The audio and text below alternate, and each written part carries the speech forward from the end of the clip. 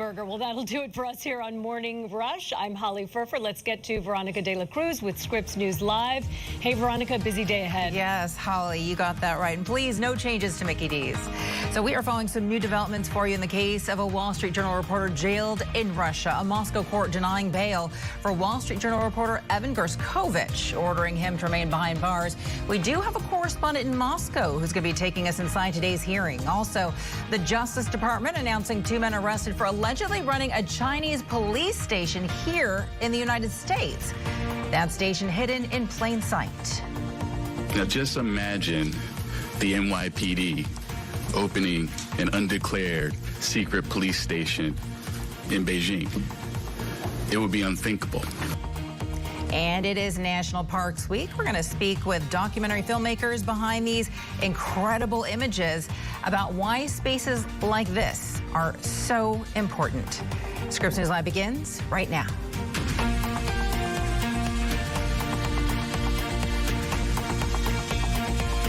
A Moscow court denying jailed Wall Street Journal reporter Evan Gershkovich bail, ordering him to remain behind bars.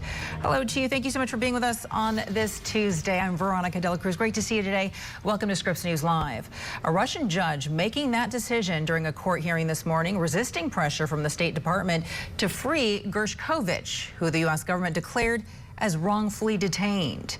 In the meantime, Gershkovich has been granted consular access, which allows him to meet with American ambassador to Russia, Lynn Tracy. He did so yesterday, and she attended this morning's hearing.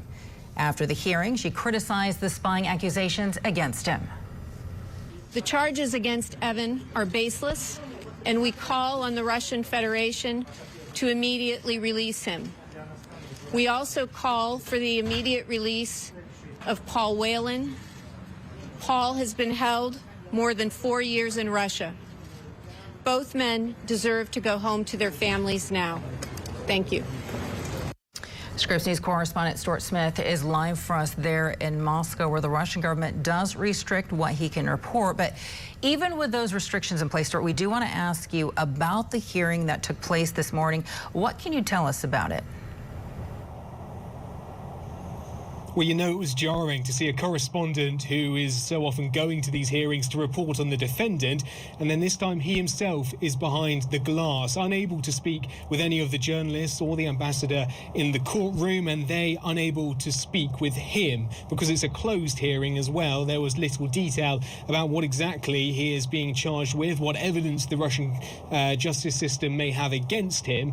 But what we did learn from this pre-trial hearing is that indeed he's going to have to remain in custody until his hearing begins in May. The good news, though, for those concerned about Evan's condition was that his lawyers said he is in very good spirits. He was seen smiling throughout the very short trial, and also he's been exercising, reading letters sent to him, letters of support sent to him by friends and family, and he's also been receiving decent food. So all of that suggesting his treatment is okay, despite the fact, of course, he is in a very serious bit of bother.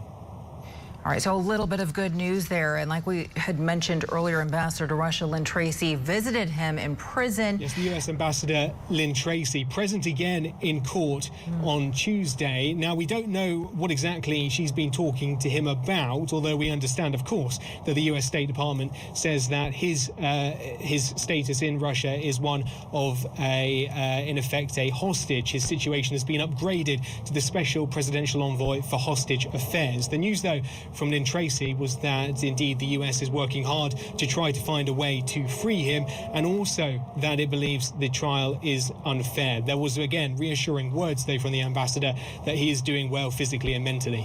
What comes next here, Stuart? What comes next here for Gershkovich?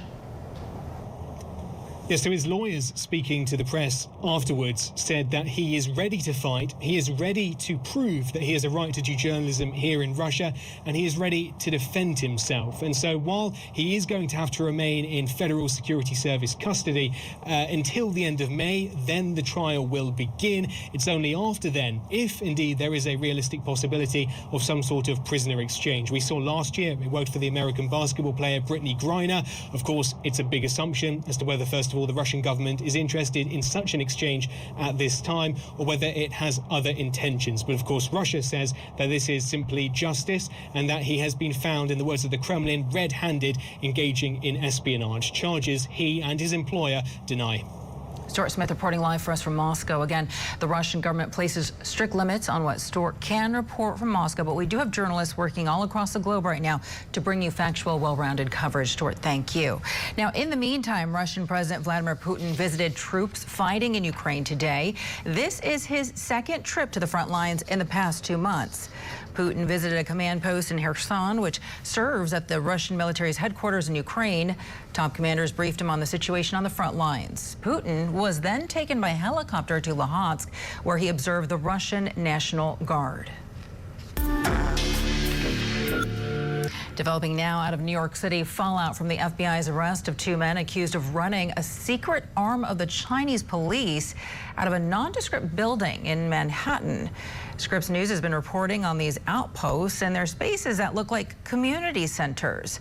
But according to investigators, they serve as a cover for Chinese police to surveil and potentially harass Chinese dissidents living in the United States.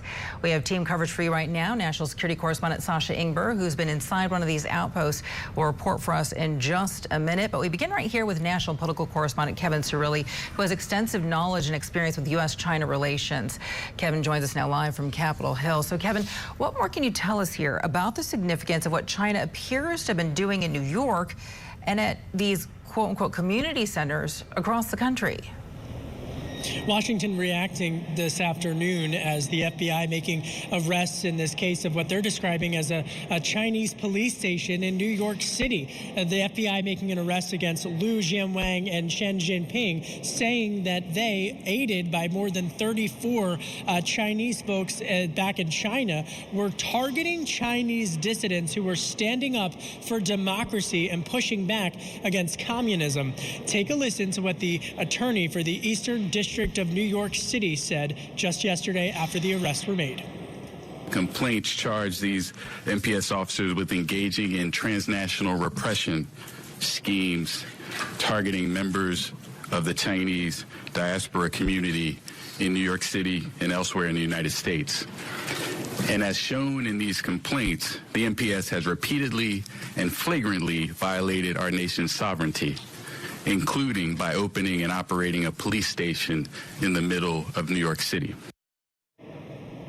Now, all around the world, China has tried to open up these outposts to crack down on folks speaking out in favor of democracy. But here in the United States, yesterday's arrest represent an awareness and perhaps the beginning and a foreshadowing of additional arrests that could be made in other cities all throughout the United States. Now, the U.S. Select Committee here in Washington has said that this type of topic is something that they are going to be heavily looking into. And it's not just in cities around the country, but it's also on campuses, college campuses, and in businesses as well. So no doubt the FBI sending a signal throughout Washington, but also the country and around the world. Veronica? All right, Kevin Cirilli reporting live from Capitol Hill. Kevin, thank you.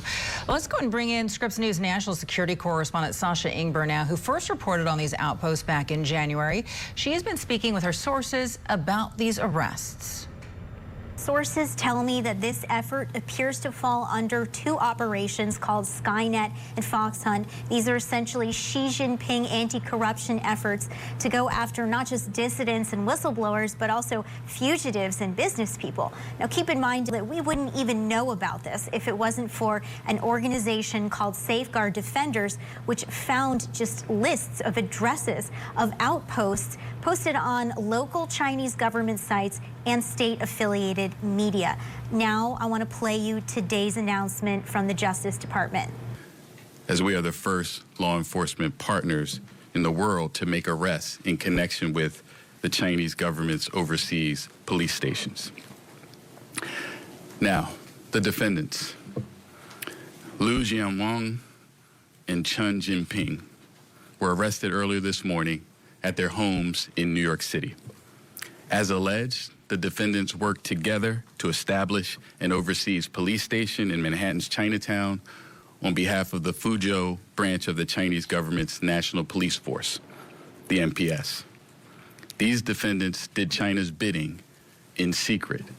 And I actually went inside this secret outpost, which was above a ramen shop. And I spoke with an immigration lawyer who said that his clients had been threatened, had been blackmailed, their family's security called into question. And the FBI says that these two defendants, they interviewed them, they seized their cell phones, and that these two men admitted to erasing communications with China's Ministry of Public Security, which is an obstruction of justice. They say that there was at least one occasion where one of them was directed by an official in China's national police to hunt down a U.S. resident on American soil, a person not in New York, but actually in California, a pro-democracy activist. Now, the FBI is still investigating this, and they are urging anyone who has been approached or targeted to come forward. All right, Sasha, thank you. Our thanks there to Sasha Ingber with that report. To see more of her investigative reporting on these suspected Chinese outposts, including what she found when she got access, you can head to our website right now, scripsnews.com. So to come on Scripps News Live, the Alabama teen whose Sweet 16 was shattered by bullets is now talking about the gun violence that claimed her brother and 3 others. And mixed emotions in Kansas City as a white homeowner is accused of shooting a black teen twice and is now facing criminal charges. But do they go far enough? And 4 months after suffering cardiac arrest on the field, Buffalo Bills safety Damar Hamlin has been cleared to play. We'll be right back. Attention all eligible Medicare beneficiaries. If you're on Medicare, you can now get COVID-19 tests sent to your home every month at absolutely no cost to you. That's right. Get up to 8 at-home COVID-19 rapid antigen tests delivered directly to your home for absolutely no cost, including free shipping. Just call 800-610-0265 now to get your COVID-19 tests delivered to your door at absolutely no cost to you. Don't get caught without your no-cost at-home COVID test. Just call 800-610-0265 right now to get your COVID-19 tests delivered right to your door at absolutely no cost to you. Just call 800-610-0265 right now. This Medicare program provides easy access to request at-home COVID-19 tests at no cost. If you're on Medicare, call 800-610-0265 right now and request up to 8 at-home COVID-19 tests each month delivered to your home at absolutely no cost to you, including free shipping. Call 800-610-0265. Hi, William Devane here. If you're on Medicare and Medicaid or new to Medicare, you can call and check your zip code for a Medicare Advantage plan that may have extra benefits and may save you money. It's so easy. 1, call the number at the bottom of your screen. 2, they'll check for Medicare Advantage plans that may offer lower co-pays, transportation benefits, prescriptions, and dental coverage for fillings, extractions, even dentures. Plus, Part B premium reduction benefit that can add money back to your Social Security check every month.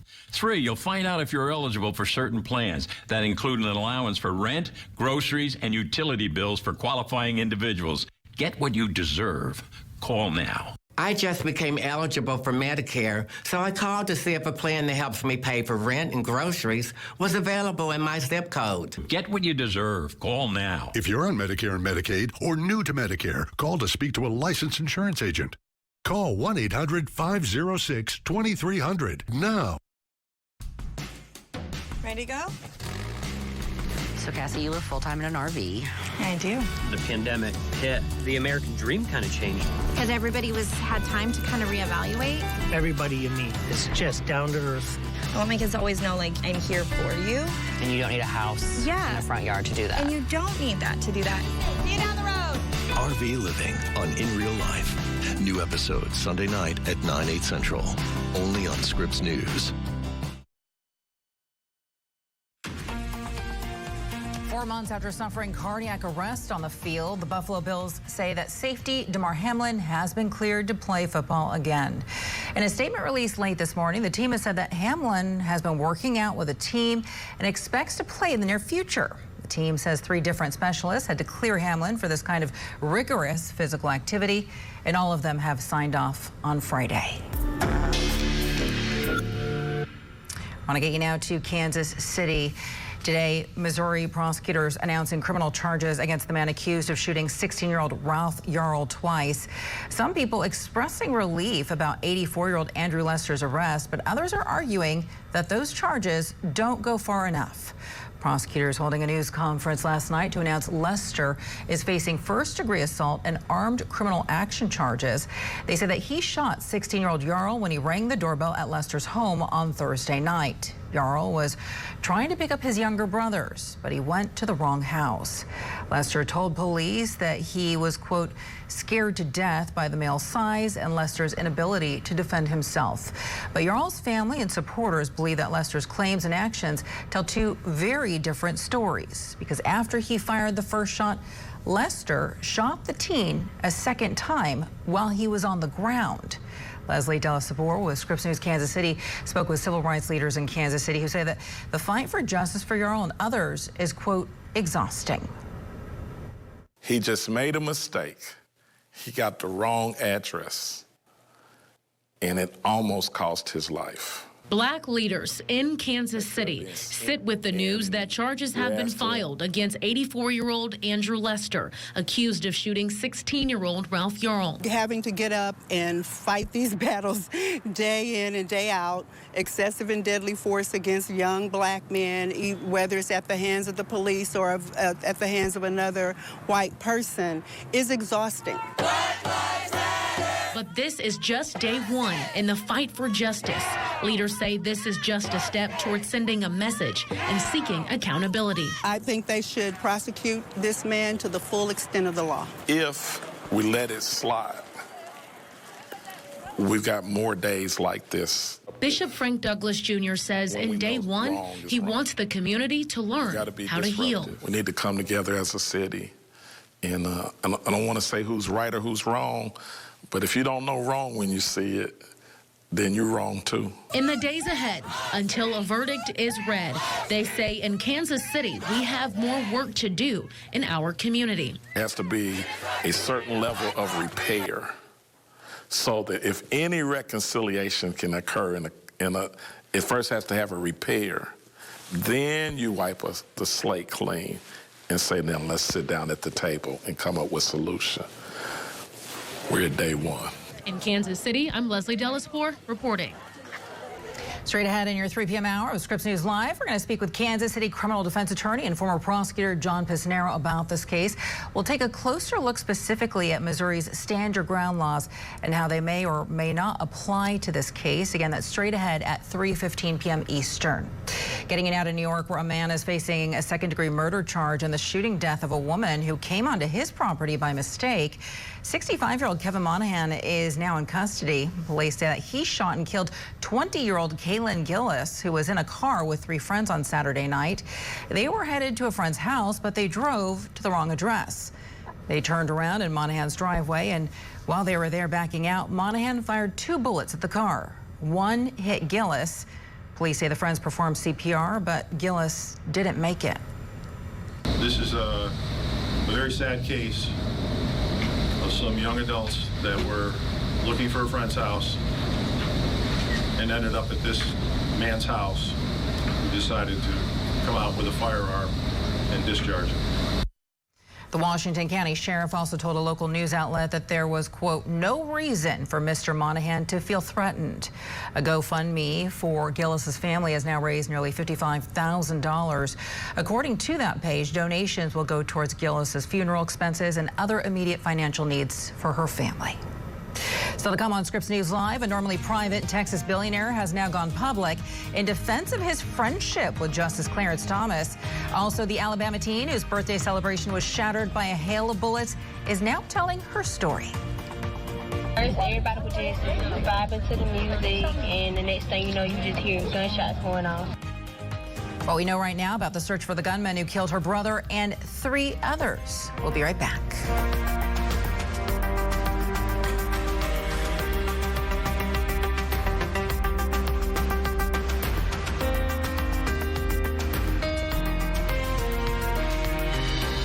You're looking pretty good, Mr. Johnson. But we need to take some x-rays today. That's why. Yes, x-rays are expensive, but The front desk said you recently enrolled in a Medicare Advantage plan with extra benefits that now cover today's x-rays and cleaning costs. Wow, okay. Well, Medicare Parts A and B do not cover your routine dental coverage like cleanings, fillings, or x-rays.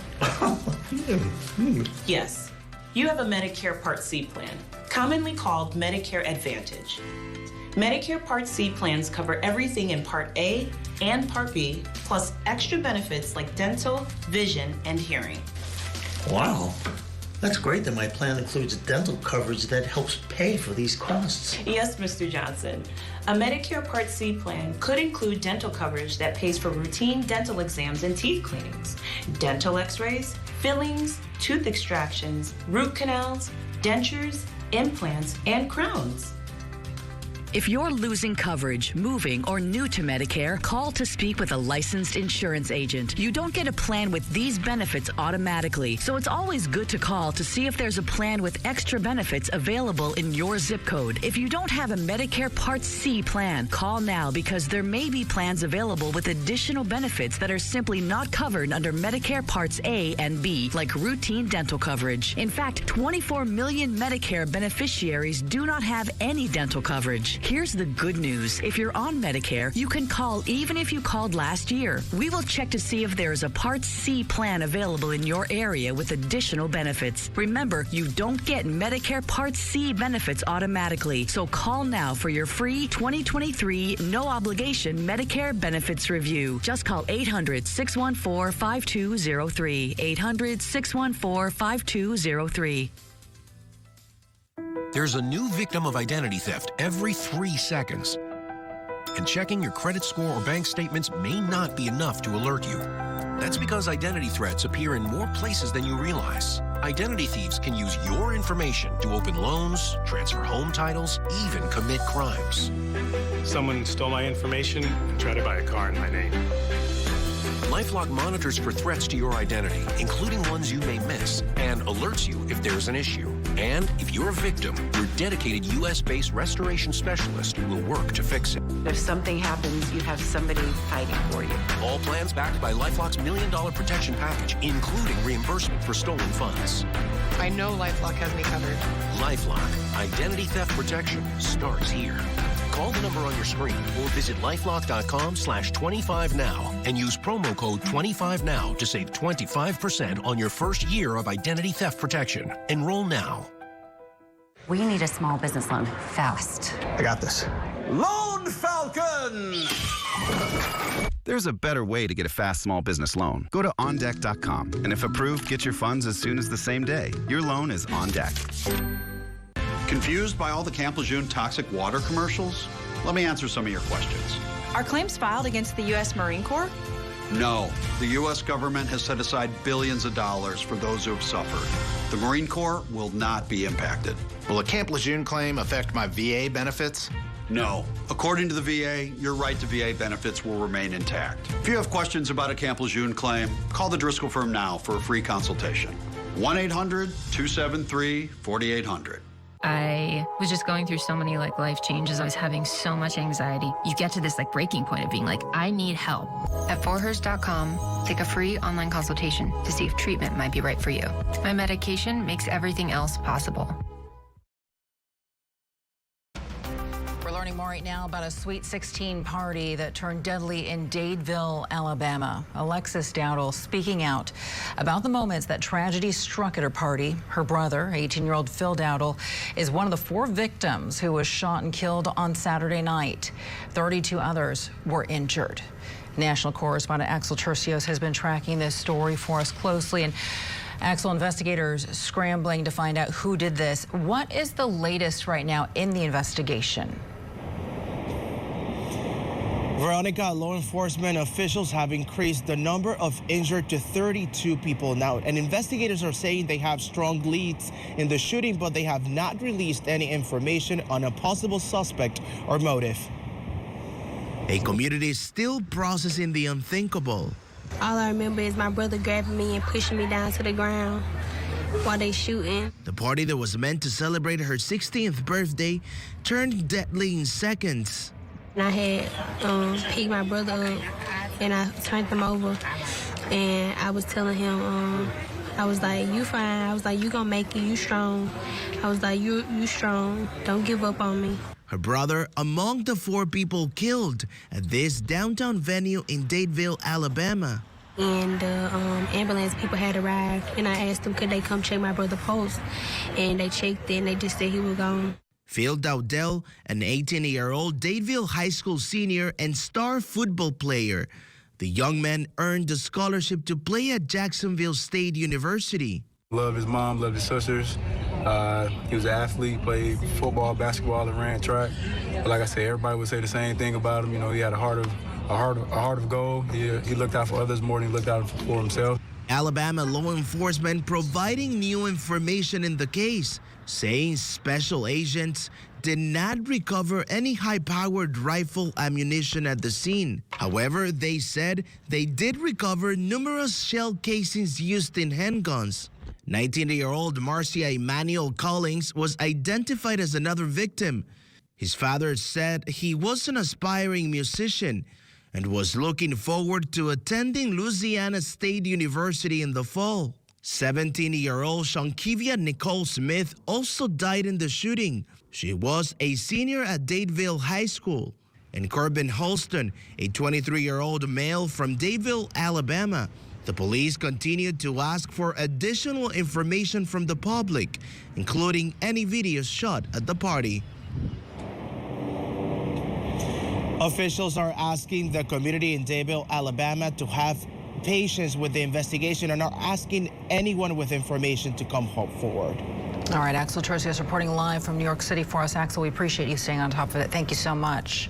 Protesters, in the meantime, taking to the streets of Akron, Ohio, after a grand jury decided not to indict the 8 officers involved in the shooting death of Jayland Walker. The state's attorney general announcing the decision yesterday. Officers killed the 25-year-old last June after he drove off during a traffic stop and then took off on foot. Authorities say Walker shot at police from his car first, so when he reached toward his waistband and raised a hand at officers during the chase, they thought he was going to fire his weapon again. But Walker was unarmed at that time. The 8 officers shot at Walker more than 90 times, and despite the Ohio AG's decision, Akron residents are still demanding justice. We just want justice because the simple fact of him shooting him 90 times and they finding no evidence. The Akron police chief says he wouldn't release the names of the 8 officers because of ongoing threats against them. The city does plan to launch an internal investigation into the shooting, and an attorney for Walker's family says they plan to file a civil lawsuit over his death. Next on Scripps News Live, should Americans who observe a holy day be required to work on that day? Inside the case before the Supreme Court that could have a major impact in the workplace. Also, a privacy tent is now outside the Delaware courthouse where the trial in Dominion Voting's defamation suit against Fox News is underway. We're back after this.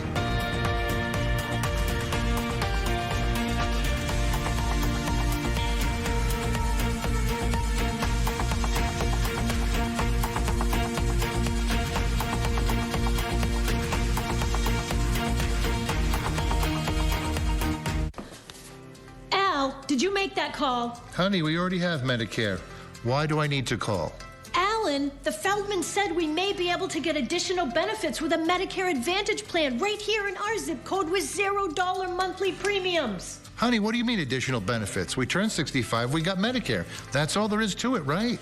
I'm talking about Medicare Part C, commonly called Medicare Advantage. We have traditional Medicare, which is only Medicare Parts A and B, but not Part C. Wait. So not everyone on Medicare is a Part C plan? No, that's why we need to call, because there may be plans available with additional benefits that aren't covered under Medicare Parts A and B. We don't have a Medicare Part C plan which covers everything in Part A and Part B, plus extra benefits in Medicare Part C. What kind of extra benefits? There are great plans that may be available with extra benefits like dental, vision, and hearing. Did you say dental? Yes, dental. Medicare Part C plans could include dental benefits that help cover routine dental exams and teeth cleanings, plus dental x-rays, fillings, gum disease treatment, and dentures. We need that. I'm calling. If you're losing coverage, moving, or new to Medicare, call to speak with a licensed insurance agent. If you don't have a Medicare Part C plan, call now because there may be plans with additional benefits available that are simply not covered under Medicare Parts A and B, like routine dental coverage. If you're on Medicare, you can call even if you called last year. We will check to see if there's a Part C plan available in your area with additional benefits. Remember, you don't get Medicare Part C benefits automatically. Call now for your free 2023 no-obligation Medicare benefits review. Call 800-817-7602. 800-817-7602. I'm Jason Bellini in Ukraine, reporting for Scripps News. In a war half a world away, You learn pretty fast when you just survive. there are stories you will never forget. Stay with Scripps News.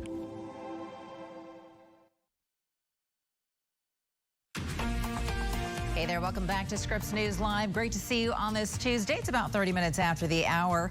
I'm Veronica Cruz. Let's get up to speed right now. The biggest stories we're tracking for you today. After a delay, the trial in Dominion Voting Systems' $1.6 billion defamation suit against Fox News continues. Dominion is accusing the network of knowingly airing false allegations of election fraud after the 2020 election. The judge delayed proceedings one day to see if the two sides could reach an agreement, but they did not. Groups that are challenging FDA approval of the abortion pill mifepristone had until noon to file a response to the U.S. Supreme Court. A federal court revoked FDA approval about a week ago, but Supreme Court Justice Samuel Alito put a hold on that ruling last Friday, so the stay expires tomorrow. The White House and the drug's maker have asked the High Court to preserve access to the drug, while 147 Republican lawmakers who want access denied. Medical professionals say that they are in limbo and they would appreciate some clear guidance. Patients and providers shouldn't be panicking day to day, trying to figure out what the law is today and how it's going to change tomorrow. And that's exactly what it's doing. It's causing a lot of confusion and chaos. The judge who issued the ruling to stop distribution of mifepristone has faced fresh criticism since the ruling. Those critics say in early 2017, the judge submitted an article to a Texas law preview that objected to Obama-era abortion policies and transgender protections. He later asked that his name be removed from the article and didn't mention it in judicial confirmation hearings. Well, today the Supreme Court is considering a case about religious accommodations at work, and it could have widespread implications for businesses across the country. Now, this case involves a former mail carrier who sued the U.S. Postal Service after he was required to deliver packages on Sunday, which went against his religious beliefs. Scripps News national correspondent Maura Siriani explains the case and how a ruling in favor of either party could change what the workplace looks like today. Yeah, to be clear, what the court decides could have an impact on every workplace. So lower courts have actually already sided with the post office, agreeing that by Groff refusing to work Sundays, this creates more work for his coworkers and leads to hostility and morale problems. Well, now it's up to the Supreme Court to decide under what circumstances businesses must accommodate faithful employees like Groff. So the mail carrier said in 2013, when Amazon contracted with the Postal Service, he told his supervisor at the Quarryville Post Office in rural Pennsylvania that he wouldn't be able to work on the Sabbath. Well, Groff reportedly offered to pick up extra shifts and even work holidays to avoid working Sundays. At first, his supervisor found other workers to take his Sunday shifts. But later, when Groff was scheduled to work on Sundays, he just didn't show up. Then he faced disciplinary action. Well, in 2019, he resigned to avoid being fired and then filed that religious discrimination lawsuit. Groff is arguing his case under Title VII of the Civil Rights Act of 1964, which prohibits religious discrimination in employment. His attorneys said they believe the language of the law is on his side. As part of the case, the justices will consider a ruling from a case from 1977, that's Trans World Airlines versus Hardison, which said employers can deny religious accommodations to employees, quote, when they impose more than a de minimis or small cost on the business. In recent years, the court's 6-3 conservative majority has a track record of siding with religious plaintiffs. One example, the court ruled last year, a high school football coach at Washington State has the right to pray on the 50-yard line with his team after games. Alexander Volek, a law professor at Emory University, weighing in earlier on Morning Rush. If you think this is chipping away at the wall of separation between church and state, take it up with the Civil Rights Act, Congress, that put religion up there as a ground of discrimination together with race and sex. Now, in his case, Groff could have the upper hand here. That's because when it comes to the precedent, the AP reports Justices Gorsuch, Thomas, and Alito have actually already said the court should reconsider it. Back to you. All right, Maura, thank you so much for that report. A Texas billionaire defending his friendship with Justice Clarence Thomas. 2 weeks ago, ProPublica reported Republican megadonor Harlan Crow shelled out hundreds of thousands of dollars over 20 years to pay for trips for Justice Thomas and his wife. It also said that Crow also bought real estate from Thomas. Crow told the Dallas Morning News that the story was written with a political agenda and contained factual errors. Since the story surfaced, Justice Thomas has agreed to report the trips and the property sales, which he never did before. Critics are calling the relationship a clear conflict of interest. Still to come on Scripps News Live. More farmers across the U.S. are adapting to new technologies to grow better crops.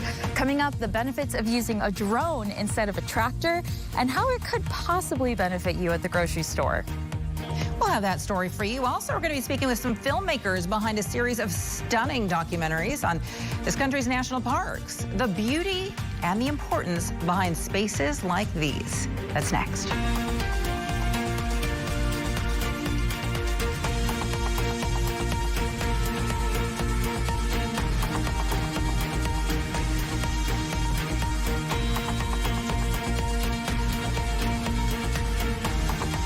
Attention all Medicare recipients. Did you know you could be adding up to $164 back to your Social Security check every month? Certain beneficiaries qualify for specific benefits based on income verification. Get a free Medicare benefits review and see if you qualify. Just call 800-396-0918. This program helps lower Medicare costs like premiums, deductibles, and coinsurance. You may also qualify for a Medicare Advantage plan with additional benefits at no cost to you. A licensed insurance agent is standing by to check your eligibility. Just call 800-396-0918. You could be adding up to $164 back to your Social Security check every month. Certain beneficiaries qualify for specific benefits based on income verification. You don't get these savings automatically. Call now. There is no obligation to enroll. The call and Medicare benefits review are free. That's 800-396-0918. Attention all Medicare recipients. Did you know you could be adding up to $164 back to your Social Security check every month? Certain beneficiaries qualify for specific benefits based on income verification. Get a free Medicare benefits review and see if you qualify. Just call 800-396-0918. This program helps lower Medicare costs like premiums, deductibles, and coinsurance. You may also qualify for a Medicare Advantage plan with additional benefits at no cost to you. A licensed insurance agent is standing by to check your eligibility. You could be adding up to $164 back to your Social Security check every month. Certain beneficiaries qualify for specific benefits based on income verification. You don't get these savings automatically. Call now. There is no obligation to enroll. The call and Medicare benefits review are free. Just call 800-396-0918. That's 800-396-0918. Attention all eligible Medicare beneficiaries. If you're on Medicare, you can now get COVID-19 tests sent to your home every month at absolutely no cost to you. That's right, get up to 8 at-home COVID-19 rapid antigen tests delivered directly to your home for absolutely no cost, including free shipping. Just call 800-578-1380 now to get your COVID-19 test delivered to your door at absolutely no cost to you. Don't get caught without your no-cost at-home COVID test. Just call 800-578-1380 right now to get your COVID-19 test delivered right to your door at absolutely no cost to you. Just call 800-578-1380 right now. This Medicare program provides easy access to request at-home COVID-19 tests at no cost. If you're on Medicare, call 800-578-1380 right now and request up to 8 at-home COVID-19 tests each month delivered to your home at absolutely no cost to you, including free shipping. Call 800-578-1380. I got the groceries. You were just supposed to get diapers. Couldn't find them. Well, you found your favorite cereal. Go back. Can't. We're kind of broke until payday. Well, diapers kind of can't wait. I'm getting the Empower app. Empower Cash Advance gives me up to $250 instantly. No late fees, interest, or credit checks.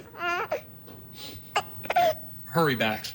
No guarantees. Diapers are so hard to find. Get Empower Cash Advance up to $250 instantly. Download the Empower app today. At Omaha Steaks, we do burgers differently. We take a premium aged steak like this and turn it into a pure ground burger like this. So this is actually a ribeye. This is a New York strip, top sirloin, beef brisket, and this is a filet mignon. For a limited time, our Burger Perfection flight comes with 20 big, juicy burgers, all for just $79.99, plus free shipping. Get it today at omahasteaks.com/TV. This is Burger Perfection, guaranteed.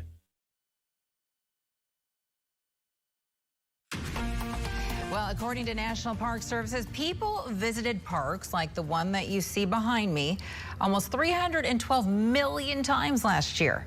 And this is just a small sample of the more than 15 trillion park visits that have taken place since 1904. And this week is Earth Week. So we're taking a closer look at our national parks. And it started as Earth Day, which is Friday, and it was first recognized in 1970 to raise awareness for environmental problems that we are facing.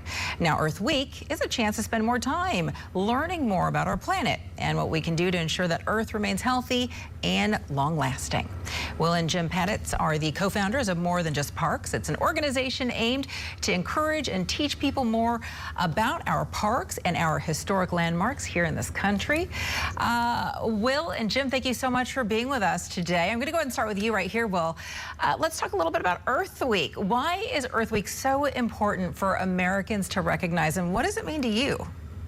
Yeah, well, thanks so much for having us on. Earth Week is one of our absolute favorite weeks as big national park folks because we get to celebrate these incredible sites that are natural in general. Like the U.S. has 424 national park sites currently, 63 of which are designated national parks. And we encourage everybody to go out there and visit these places responsibly, and that's why we like Earth Week, because a lot of that responsible messaging is kind of attached with it. I love it. I love it. And I love that you are in a park as we're speaking.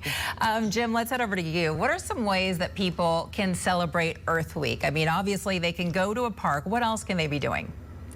Yeah, I think there's a number of ways you can celebrate Earth Week. Of course, you can get out to a national park and experience that grandeur of that nature, but you don't have to get to a national park to kind of celebrate the Earth's beauty. Just get outside, go to your local city park, a state park, or just anything where you can be outside kind of appreciating this beautiful planet that we live on. That's the only home we have.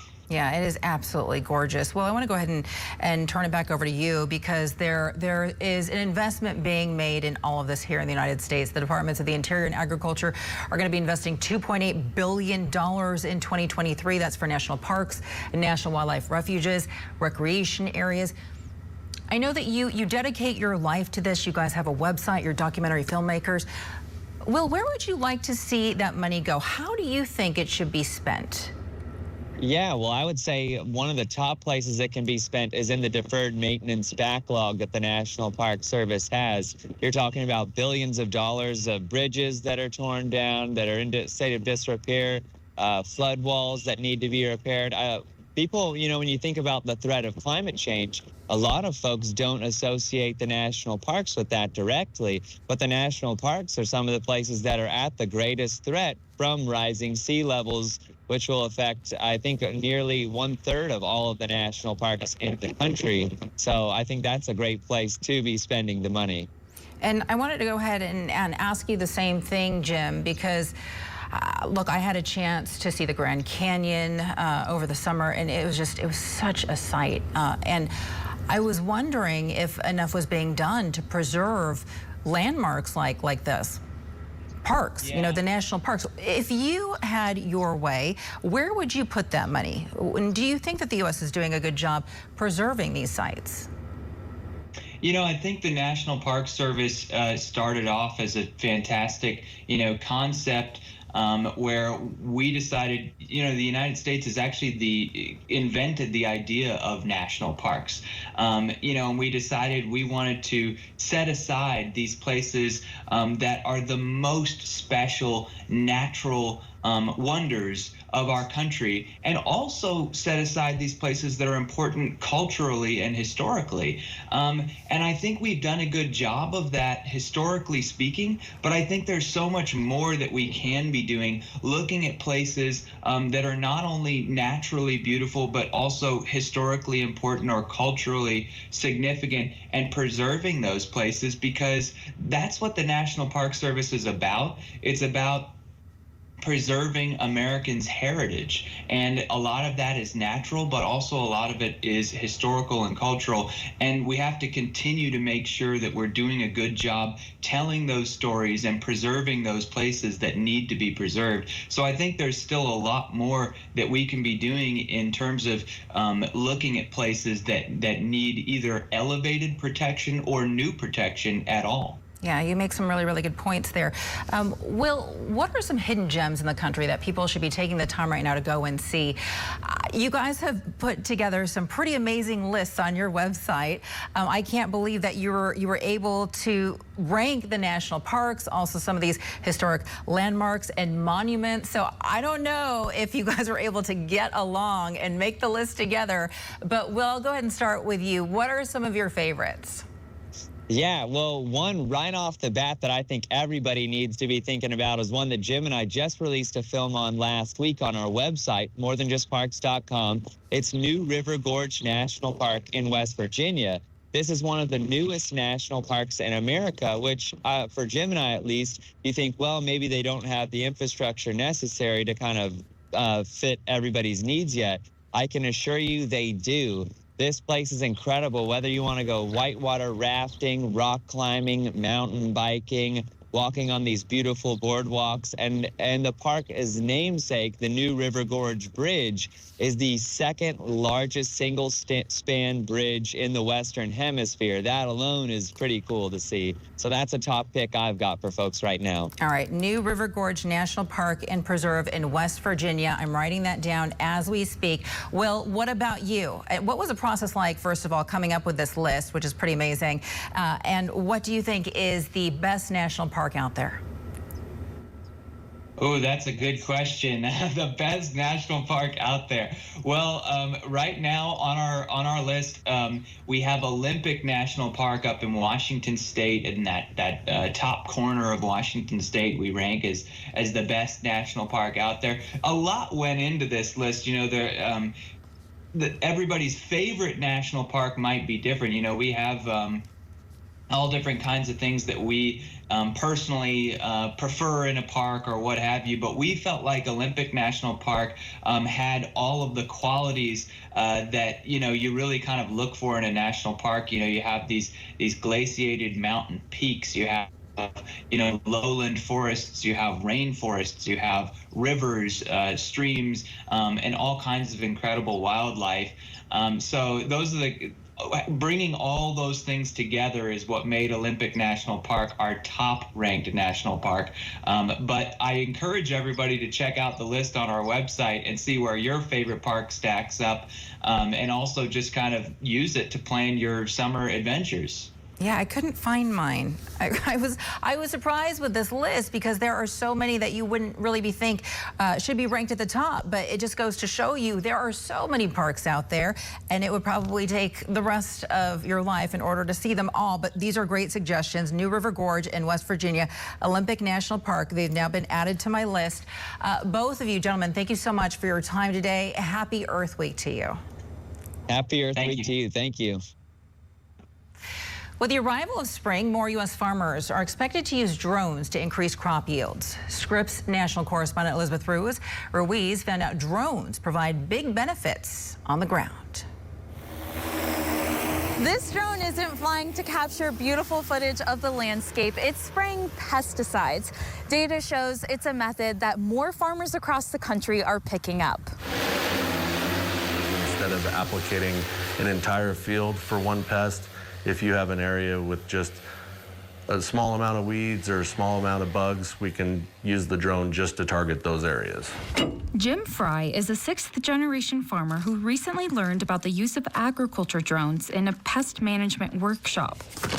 He says he was convinced to transition from a tractor to the drone because of its benefits. Reduction in emissions, not having to run tractors and sprayers on fields, reduce compaction for crops that hurts crop growth and production and yields, better efficiency when it comes to applying sprays when using drones. CEO Arthur Erickson of agriculture drone company Helio says farmers can use the drones for many different purposes. So your herbicides and your fungicides are very popular, but to a certain extent, insecticides as well. Seeding, so people will seed cover crops using the drones. There's a granular spreader attachment that lets you shoot up pellets or seeds. So they'll do that. There's ant bait, there's mosquito killer stuff. The idea is that this technology can help farmers simultaneously increase crop yields and reduce costs. For some farmers, the drone can replace a tractor. While a mid-sized tractor can cost $500,000, a drone that does the same thing can cost about $150,000. Erickson says more and more farmers are catching on. Since starting selling it, we have doubled our sales year over year, practically. Up to this point. When considering all the agriculture drone companies, Erickson predicts there were fewer than 500 drones in the U.S. 5 years ago. Now he would put that number between 30 and 40,000, and industry experts expect that growth to continue. A report published in January shares the global agriculture drones market reached $2.6 billion in 2022 and is projected to reach $20 billion by 2030. So we'll start off by arming the drone. Justin Anderson, who flies agriculture drones, says such rapid growth comes with its challenges. Chemical manufacturers aren't yet labeling application for drones, so we're using a lot of standards and procedures in place for, say, an airplane, which is a much different mechanism. Anderson says he hopes the industry becomes more standardized in the coming years.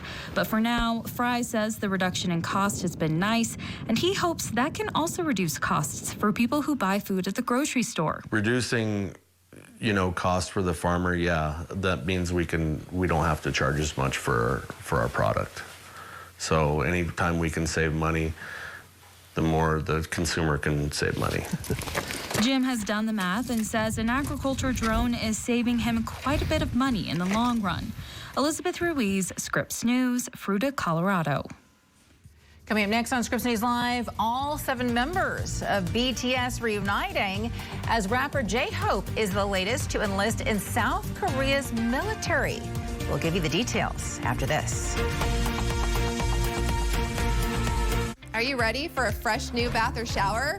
Well, now is the best time with free installation and no interest and no payments for 1 year. Hi, I'm Christina, and it's time to flip your old worn-out bath or shower with Jacuzzi Bath Remodel today. Everyone knows the Jacuzzi brand. They're the most trusted name in water for over 60 years. But did you know they can install a gorgeous bath or shower that feels incredible in as little as 1 day? It's no stress and no mess with a lifetime warranty. Now let's talk beauty. You deserve to start and end your day in a beautiful space that feels great and is custom designed just for you. So call or go online now to see the Christina preferred designs like Canyon, Farm, and Urban. Now that's the total bathroom beauty that I love at a price you can afford. And how about safety? Like an ultra low profile, easy entry shower, complete with grab bars and a custom design seat. You deserve safety and peace of mind without sacrificing style. Because with all the worries in daily life, taking a shower shouldn't be one of them. Every time I stepped over my old tub, I worried I might fall.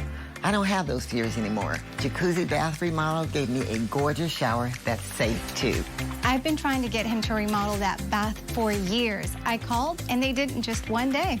And at a price we could afford. With one call to Jacuzzi Bath Remodel, you can effortlessly transform that old, ugly eyesore into the stunning bath or shower of your dreams that you'll love for years to come. Call or go online now to jacuzzibathremodel.com to get free installation. Plus, ask how you may qualify for no interest and no payments for 1 year. Go to jacuzzibathremodel.com or call 800-218-1279. That's 800-218-1279. Call now.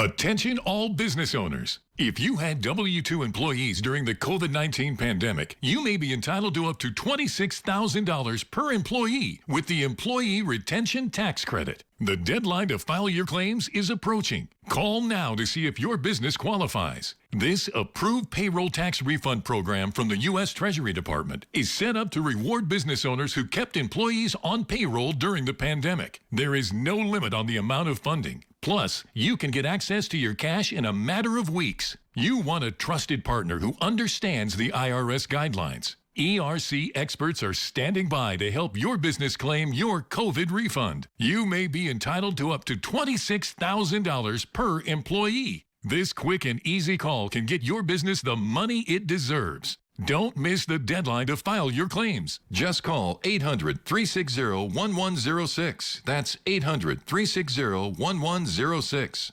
When what's happening in the world hits home. What strikes me is how many children are here. And when reporting the news matters the most. Scripps News reports. Tonight at 8/7 Central. Only on Scripps News.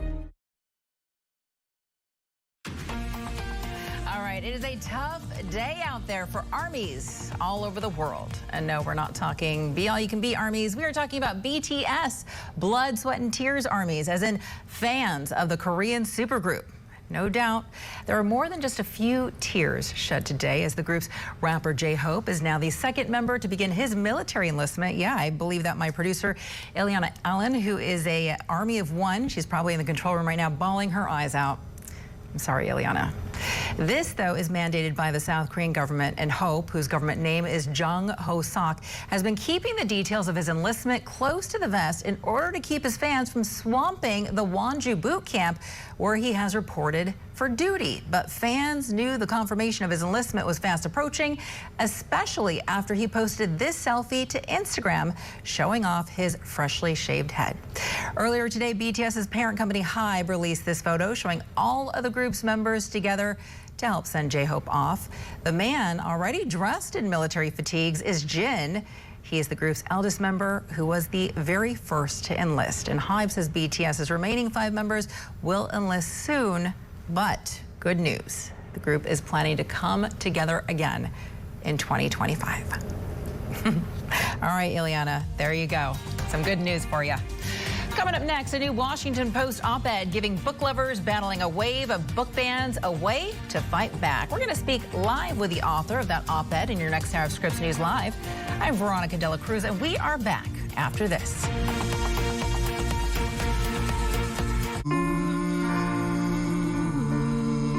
The promise of America is freedom, equality. But right now, those pillars of our democracy are fragile, and our rights are under attack. Reproductive rights, voting rights, the right to make your own choices and have your voice heard. We must act now to restore and protect these freedoms for us and for the future, and we can't do it without you. We are the American Civil Liberties Union. Will you join us? Call or go online to myaclu.org to become a Guardian of Liberty today.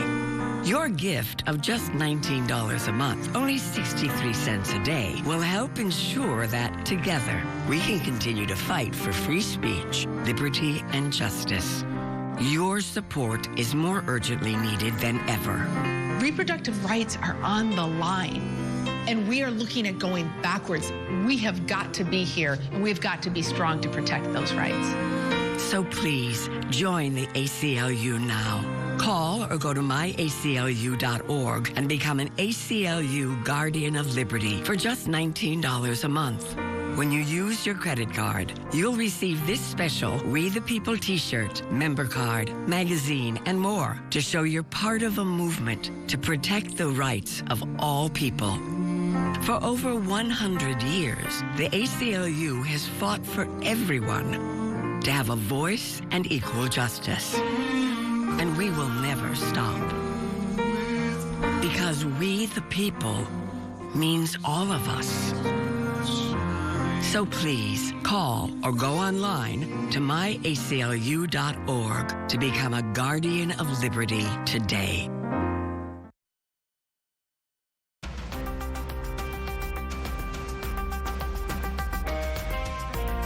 We understand how frustrating this has been, but I can assure you that the criminal justice system is working and will continue to work.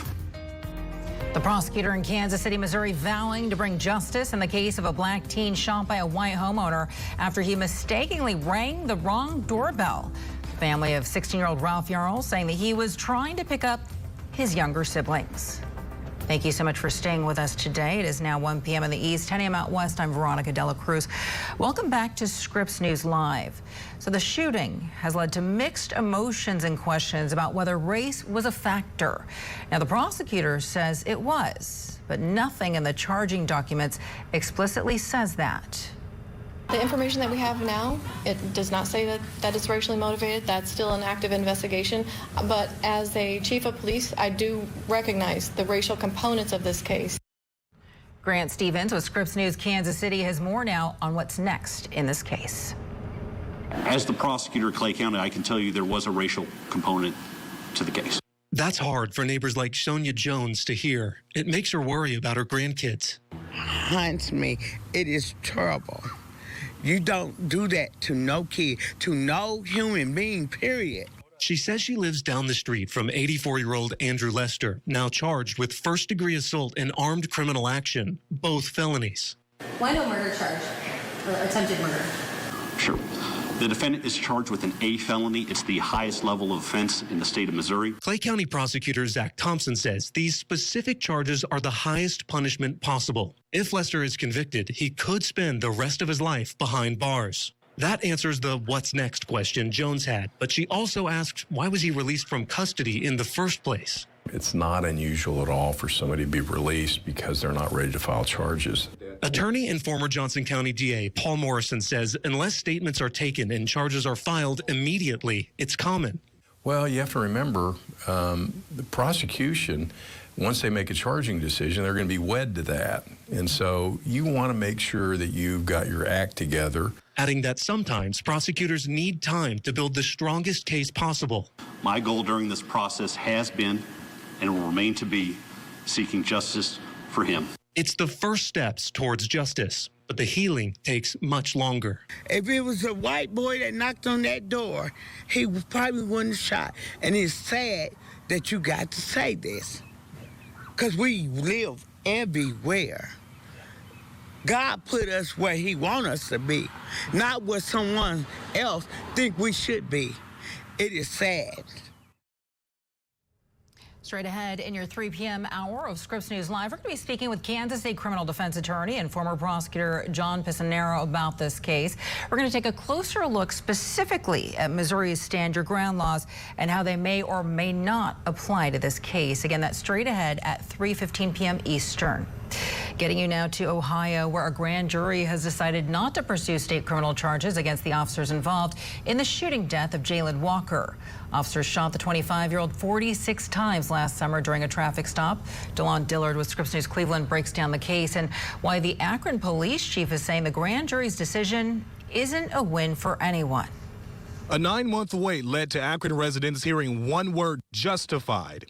It's what a special grand jury deemed the killing of Jalen Walker by 8 officers last June. Mr. Walker then reached for his waistband in what several officers described as a cross-draw motion, planted his foot, and turned toward the officers while raising his hand. Only then did the officers fire. What started as a traffic stop for what police say was a broken license plate light turned into Walker leading officers on a police pursuit. During the chase, investigators say Walker fired a shot out of his vehicle and 2 shell casings were later found, both matching a gun that police say they found in the car Walker was driving. We are told one casing was found in the car itself, another found outside on Route 8 where the alleged shot was fired. Body camera video shows the chase turned into a foot pursuit just seconds before Walker was killed. Walker was not armed when he was shot. Assistant Attorney General Anthony Pearson describes the moment he says Walker turned around toward officers. Officers at this point in time do not know where the gun is. All that they know at this time of the chase is that they have been shot at.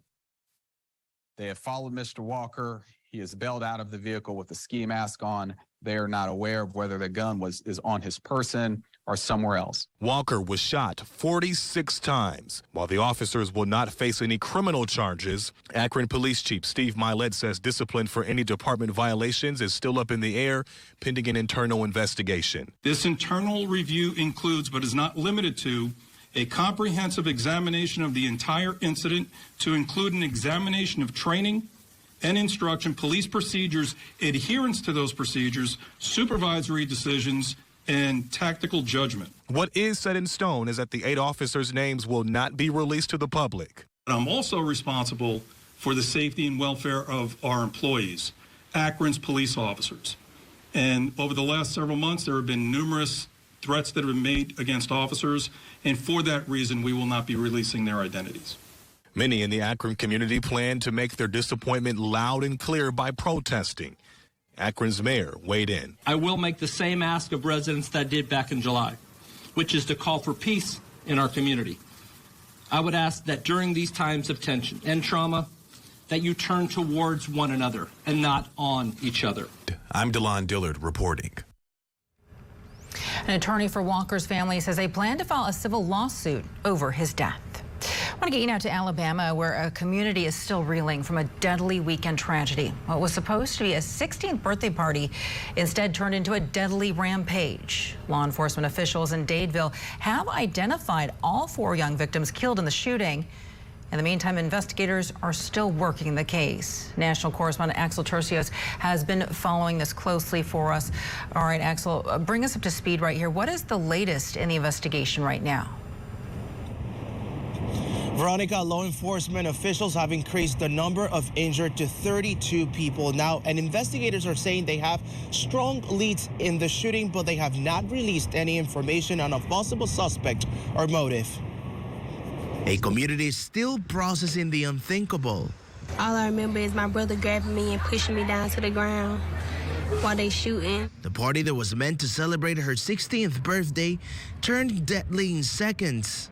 And I had picked my brother up and I turned him over and I was telling him, I was like, you fine. I was like, you gonna make it, you strong. I was like, you strong. Don't give up on me. Her brother among the 4 people killed at this downtown venue in Dadeville, Alabama. And the ambulance people had arrived, and I asked them could they come check my brother's pulse, and they checked it, and they just said he was gone. Phil Dowdell, an 18-year-old Dadeville High School senior and star football player.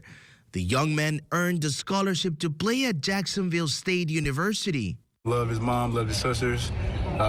He was an athlete, played football, basketball, and ran track. But like I said, everybody would say the same thing about him. You know, he had a heart of gold. He looked out for others more than he looked out for himself. Alabama law enforcement providing new information in the case, saying special agents did not recover any high-powered rifle ammunition at the scene. However, they said they did recover numerous shell casings used in handguns. 19-year-old Marcia Emmanuel Collins was identified as another victim. His father said he was an aspiring musician and was looking forward to attending Louisiana State University in the fall. 17-year-old Shankivia Nicole Smith also died in the shooting. She was a senior at Dadeville High School. And Corbin Holston, a 23-year-old male from Dadeville, Alabama. The police continued to ask for additional information from the public, including any videos shot at the party. Veronica, officials are asking the community in Dadeville, Alabama for patience with the investigation and are asking anyone with information to come forward. Veronica. All right, Axel Tercios reporting live from New York for us. Axel, thank you so much. Coming up next on Scripps News Live, an unprecedented move to cut state funding for libraries.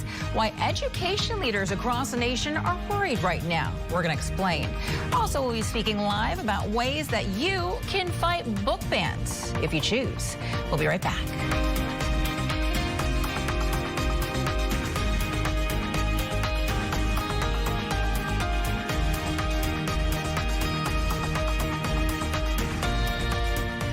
Hi, William Devane here. If you're on Medicare and Medicaid or new to Medicare, you can call and check your zip code for a Medicare Advantage plan that may have extra benefits and may save you money. It's so easy. 1, call the number at the bottom of your screen. 2, they'll check for Medicare Advantage plans that may offer lower co-pays, transportation benefits, prescriptions, and dental coverage for fillings, extractions, even dentures. Plus, Part B premium reduction benefit that can add money back to your Social Security check every month. 3, you'll find out if you're eligible for certain plans that include an allowance for rent, groceries, and utility bills for qualifying individuals. Get what you deserve. Call now. I just became eligible for Medicare, so I called to see if a plan that helps me pay for rent and groceries was available in my zip code. Get what you deserve. Call now. If you're on Medicare and Medicaid or new to Medicare, call to speak to a licensed insurance agent.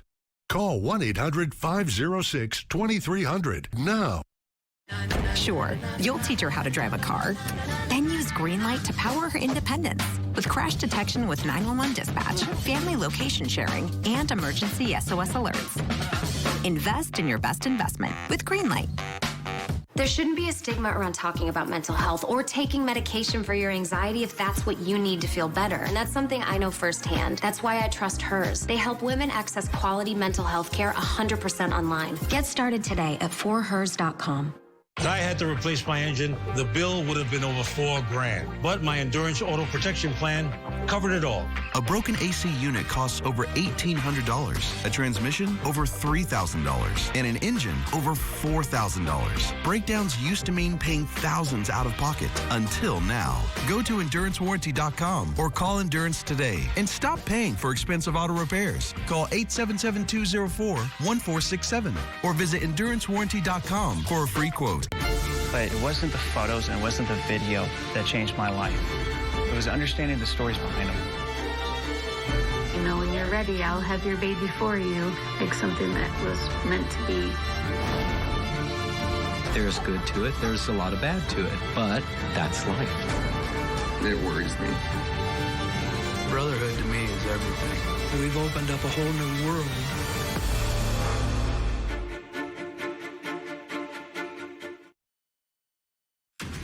Vote in the Missouri House of Representatives to eliminate state funding for libraries has people across the country talking right now.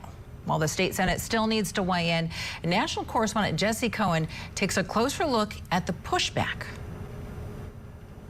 Many people rely on public libraries. Libraries, just like our schools, are the cornerstones of our communities. They're gathering places. They offer so many resources to our families, to our citizens and our communities. And as Deborah Caldwell-Stone with the American Library Association points out, they provide more than books. They provide broadband access. They provide support to job seekers and veterans. They promote story time, early literacy, student success. But she worries the state of Missouri is at risk of losing those services after their Republican-led House voted to cut all funding for public libraries in their proposed state budget. Certain legislators in the state are proposing to take all of that away as a matter of politics, not principle.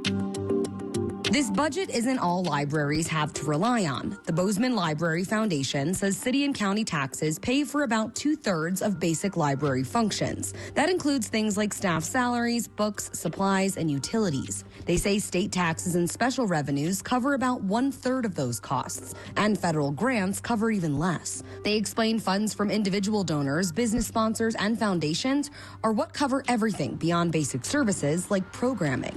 In places like Missouri, most of their public libraries are in rural communities, which are more affected by funding cuts than urban libraries. The threat of defunding libraries worries people like Amy Baca-Olert, the president of the Colorado Education Association. Certainly this is something that we're keeping an eye on and that we would not want to see spread to other states. The proposal's not final because it has to get through the Senate. Baca-Olert hopes those in other states speak up to preserve funding elsewhere. And we need to use our voices to say we should not let something like this happen. We reached out to Missouri Representative Cody Smith, who proposed the elimination of funding but received no response. He is one House Republican who has publicly expressed their anger to a lawsuit challenging a new state law that bans sexually explicit materials from school libraries. The lawsuit was filed by the American Civil Liberties Union of Missouri on behalf of the Missouri Library Association and Missouri Association of School Librarians. Many, including Missouri Secretary of State Jay Ashcroft, say this move to eliminate funding was in response to that. I didn't push for the legislature to drop the funding, but when I heard they might, how much can I fight against it when the people that want the money are fighting the legislature? At the same time this is happening in the legislature, Ashcroft is preparing for a new administrative rule that will take effect on May 30th. The rule would essentially block state funding if a library allows minors to access books that are labeled pornographic or obscene. This rule doesn't cut anybody's funding. Funding gets cut if libraries decide to act in an inappropriate manner.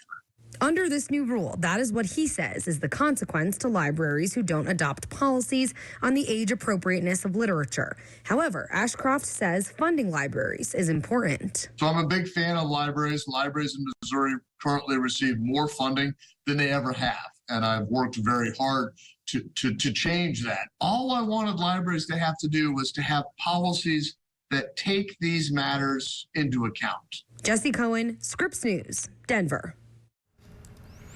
The Hate You Give, Meet Earl, and The Dying Girl, The Perks of Being a Wallflower. Now, these three books have two things in common: movie adaptations and multiple bans from school libraries. You know, there's been a greater push to ban more books from school libraries in recent years, and it's succeeding. According to the American Library Association, 2022 saw more book bans and restrictions than any other year on record. More than 1,200 book challenges were made, doubling the total in 2021. But a recent Washington Post op-ed gave hope to book lovers, giving multiple ways that people can fight against these bans. Alyssa Rosenberg joins us now. She's a columnist for the Washington Post and the author of that op-ed article, How to Fight Book Bans and Win. Alyssa, thank you so much for your time today. Thank you so much for having me. Of course. So you wrote this op-ed on not just how to fight book bans, but how to win them as well. And in that article, you talked about how these bans equate to censorship. I understand that the Wall Street Journal conducted a poll on book bans. What did it find exactly? Well, look, censorship is not popular. Censorship of books for children is not popular. I mean, if you look at the Wall Street Journal's results, what they found is that people are actually more concerned that books that are relevant and interesting and important might be taken away from children than that they might actually accidentally get something that isn't age appropriate, that a specific child isn't quite ready for. And so, you know, look, it is, I think, it can be a little overwhelming when, you know, someone makes a moral argument or it makes a serious allegation about, you know, doing something inappropriate to children. But, you know, those requests to censor books are not popular. They're not mainstream. They're not mainstream even among Republicans. And so, you know, first off, people who want their libraries to be wide-ranging and expansive should be confident that they are in the majority. And I think that's sort of an important base observation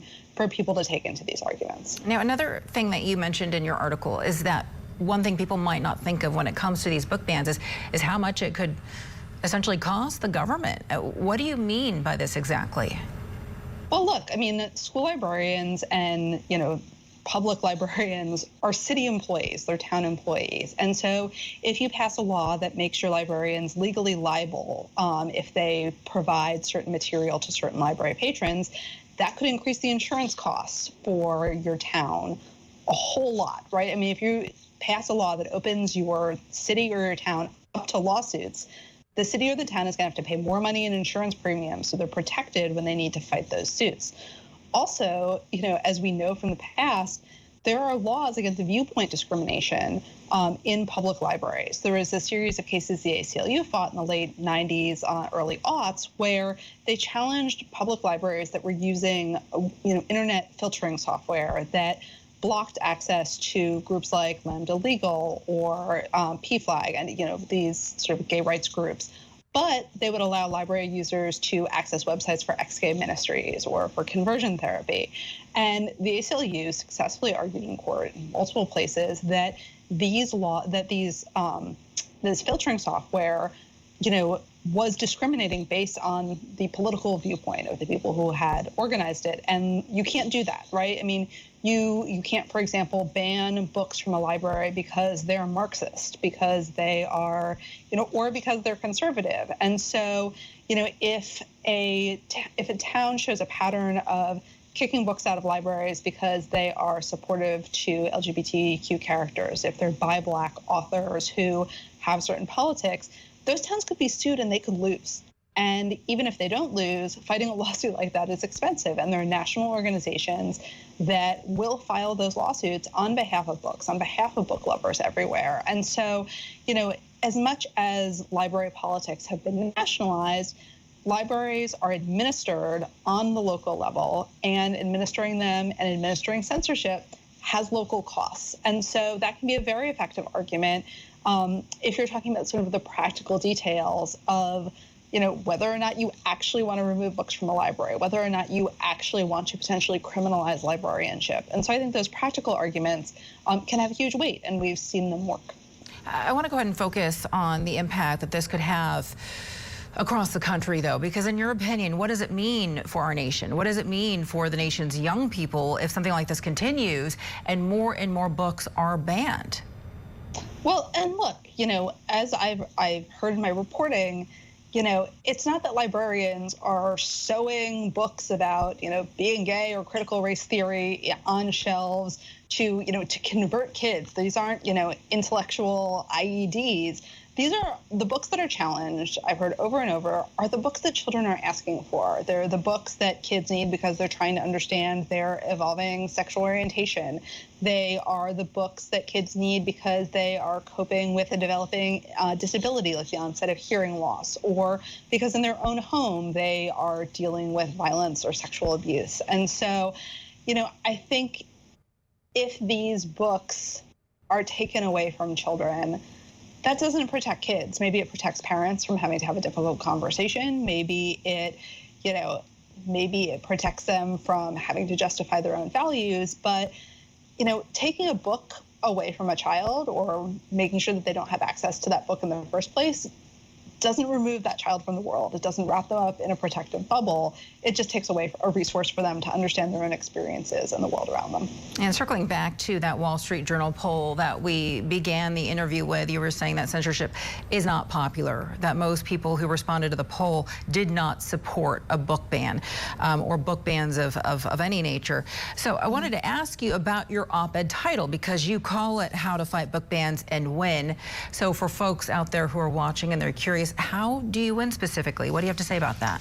Well, part of it is just that you show up, right? I mean, you have this fight over whether to ban some books in St. Tammany Parish, Louisiana, and the person who's requested that the books be removed doesn't show up to a critical library control board meeting. But people who cared about those specific titles and found them important to their lives showed up, testified about the importance of the books, and they won. They stayed on the shelves. And so, I think that first step is showing up. The second is tailoring your arguments closely and locally to your community. We were talking about the costs of book censorship, and that's a really valuable one. If you know that your town's budget is constrained, point out that there could be financial costs here. Another line of argument that advocates have found really effective is pointing out how laws would affect specific books. You have parents in states like Utah who have challenged whether the Bible should be on library shelves on the grounds that it contains depictions of incest, violence, rape, all sorts of adult themes, but also challenge pointing out that books like the Diary of Anne Frank would be removed from shelves, or in Texas that legislation that's been introduced there would remove the work of Larry McMurtry, who's an incredibly beloved Texas author, from school shelves. Those kinds of arguments are very effective. Once people realize what the impact of a law would be, I think that can be, very effective.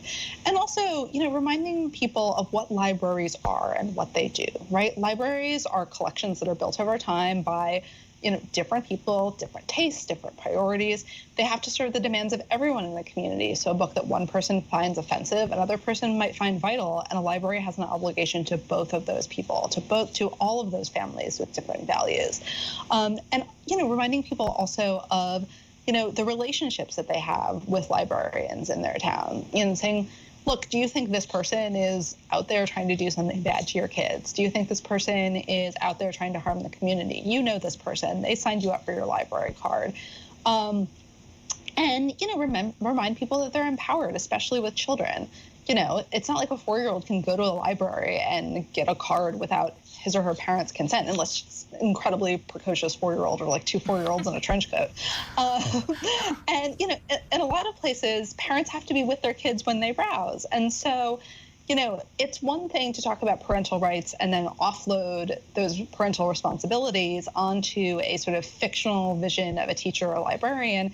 It's another thing to exercise your right to be parentally responsible yourself.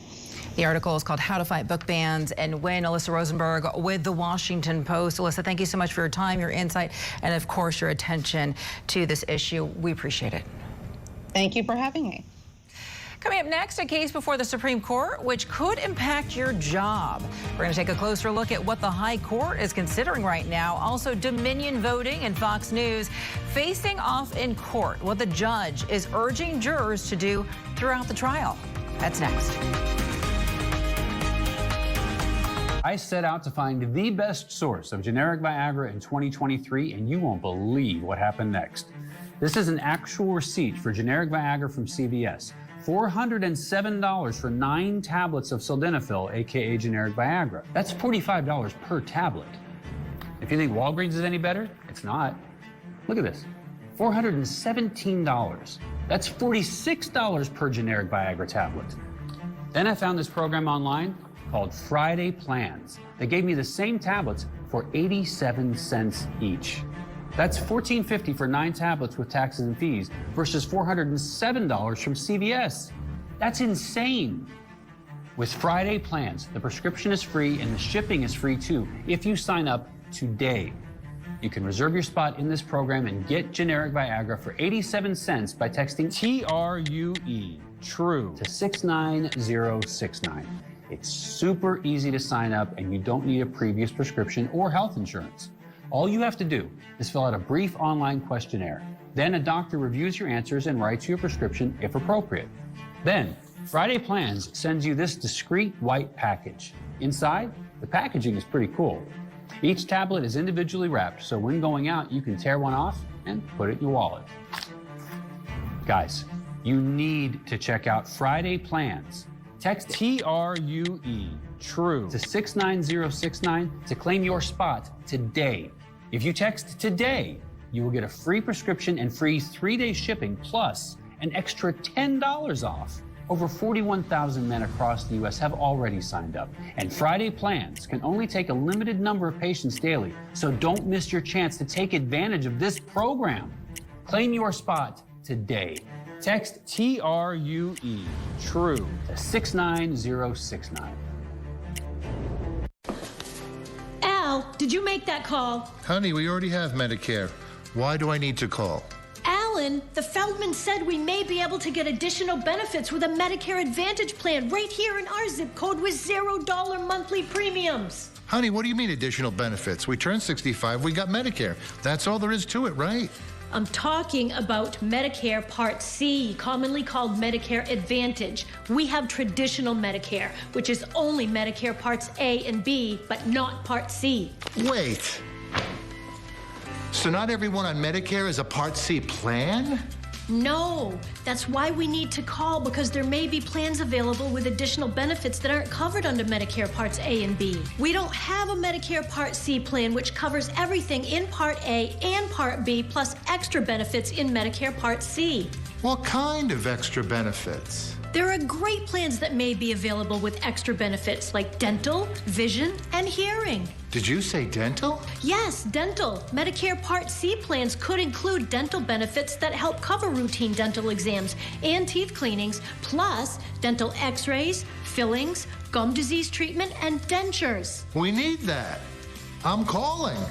If you're losing coverage, moving, or new to Medicare, call to speak with a licensed insurance agent. If you don't have a Medicare Part C plan, call now because there may be plans with additional benefits available that are simply not covered under Medicare Parts A and B, like routine dental coverage. If you're on Medicare, you can call even if you called last year. We will check to see if there's a Part C plan available in your area with additional benefits. Remember, you don't get Medicare Part C benefits automatically. Call now for your free 2023 no obligation Medicare benefits review. Call 800-817-7602. 800-817-7602. After a delay, the trial in Dominion Voting Systems' $1.6 billion defamation lawsuit against Fox News is continuing. Dominion accused the network of knowingly airing false allegations of election fraud after the 2020 election. The judge is urging jurors to decide the case based on facts and not by rumors and suspicions. Other news right now, the highest court in the land hearing a case today about religious accommodations at work, and it could have widespread implications for businesses across the country. The case involves a former mail carrier who sued the U.S. Postal Service after he was required to deliver packages on Sunday, which goes against his religious beliefs. Scripps News national correspondent Maurice Sirianni explains the case now and how a ruling in favor of either party could change the workplace. Yeah, to be clear, what the court decides could have an impact on every workplace. So lower courts have actually already sided with the post office, agreeing that by Groff refusing to work Sundays, this creates more work for his coworkers and leads to hostility and morale problems. Well, now it's up to the Supreme Court to decide under what circumstances businesses must accommodate faithful employees like Groff. So the mail carrier said in 2013, when Amazon contracted with the Postal Service, he told his supervisor at the Quarryville Post Office in rural Pennsylvania that he wouldn't be able to work on the Sabbath. Well, Groff reportedly offered to pick up extra shifts and even work holidays to avoid working Sundays. At first, his supervisor found other workers to take his Sunday shifts.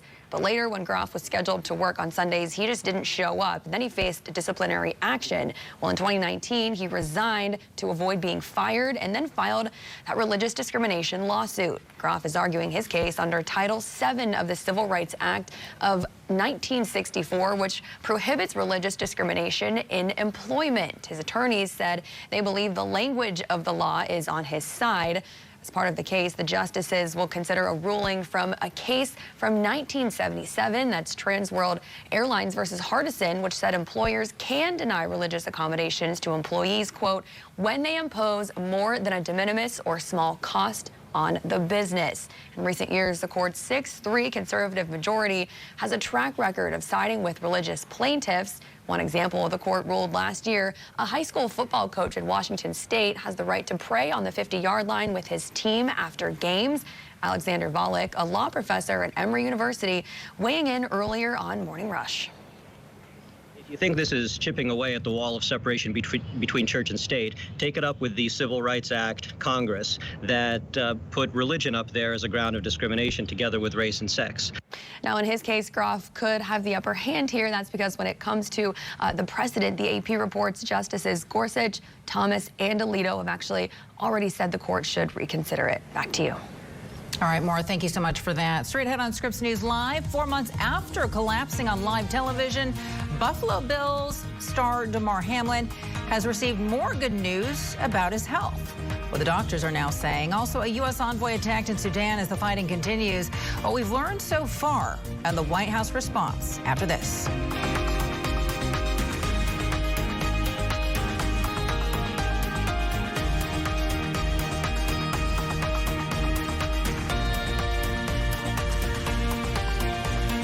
Year, Americans will spend $41 billion on auto repairs. That's right, billions with a B. Why is that number so high? because cars break down. Your vehicle is going to end up in a shop like this too, and if it's no longer under warranty, you're the one who has to pay the bill, and it could cost you thousands of dollars. That is, unless you call CarShield. With a plan through CarShield, administrators will pay for those costly repairs directly to the mechanic of your choice, including dealerships. That means you get protection on major parts and systems like the engine, transmission, electrical systems, and more. Plus, 24/7 emergency services for flat or damaged tires, lockouts, dead batteries, and towing at no additional cost. And there are even rental car options to keep you on the road.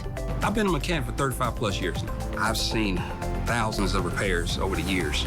My happiest customers are the ones that come in do have some kind of auto protection policy that's going to cover the repair that they wasn't expecting anyway. I feel great about recommending CarShield to everybody I see. CarShield has a rich history of dependability, reliability, and success, and has been featured on leading networks like ABC, CNN, Fox News, and more. CarShield is America's most trusted auto protection company. My mom told me to call CarShield, and I saved $5,000. You should always listen to your mom. As soon as my car broke down, CarShield jumped into action, and I had my car back within days. I've been with CarShield for close to 7 years. I have 3 vehicles covered, and I saved close to $9,000. I called CarShield and saved over $5,000. Yes, CarShield is a good value. Every plan through CarShield comes with a price lock guarantee, which means no matter how many repairs you need, the price you pay today will never change for as long as you cover your car. Call now and save money with your price lock guarantee. It's not a matter of if your car will break down, but when. Call CarShield now before it's too late. Call 800-287-5264. 800-287-5264. 800-287-5264.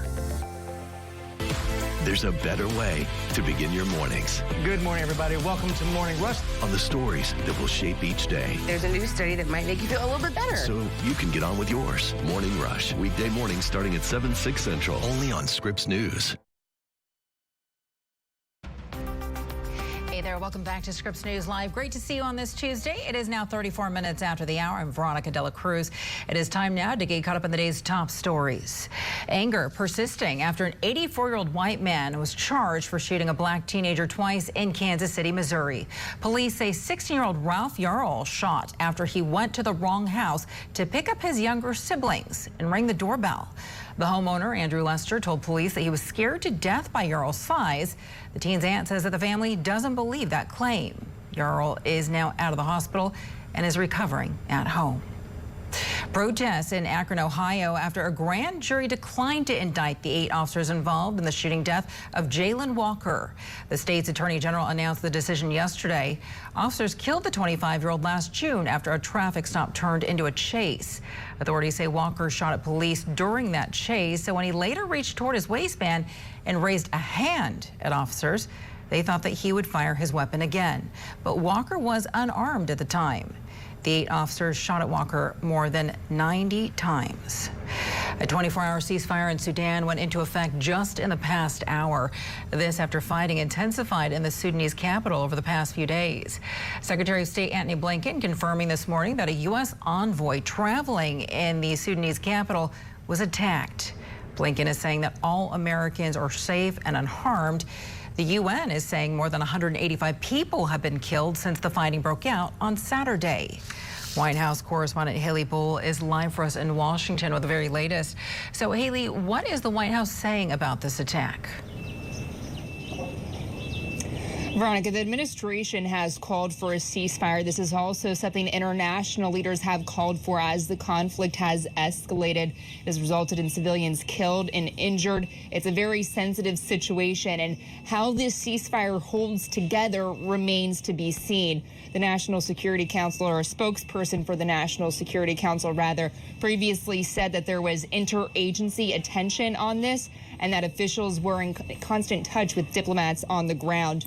This morning, Secretary of State Antony Blinken had separate conversations with generals of the Sudanese Armed Forces, which is the country's national army, and the Rapid Support Forces, a paramilitary group in which he stressed the ceasefire as well as the calls for safety for civilians, for diplomatic workers and humanitarian workers. He also confirmed that an American diplomatic convoy was fired on, and that the initial understanding is that it was tied to forces with the RSF. He said people were not injured or harmed during this, but strongly condemned it. The EU foreign policy chief also had said that the EU ambassador in Sudan was, quote, assaulted in his own residency, but didn't offer details beyond that.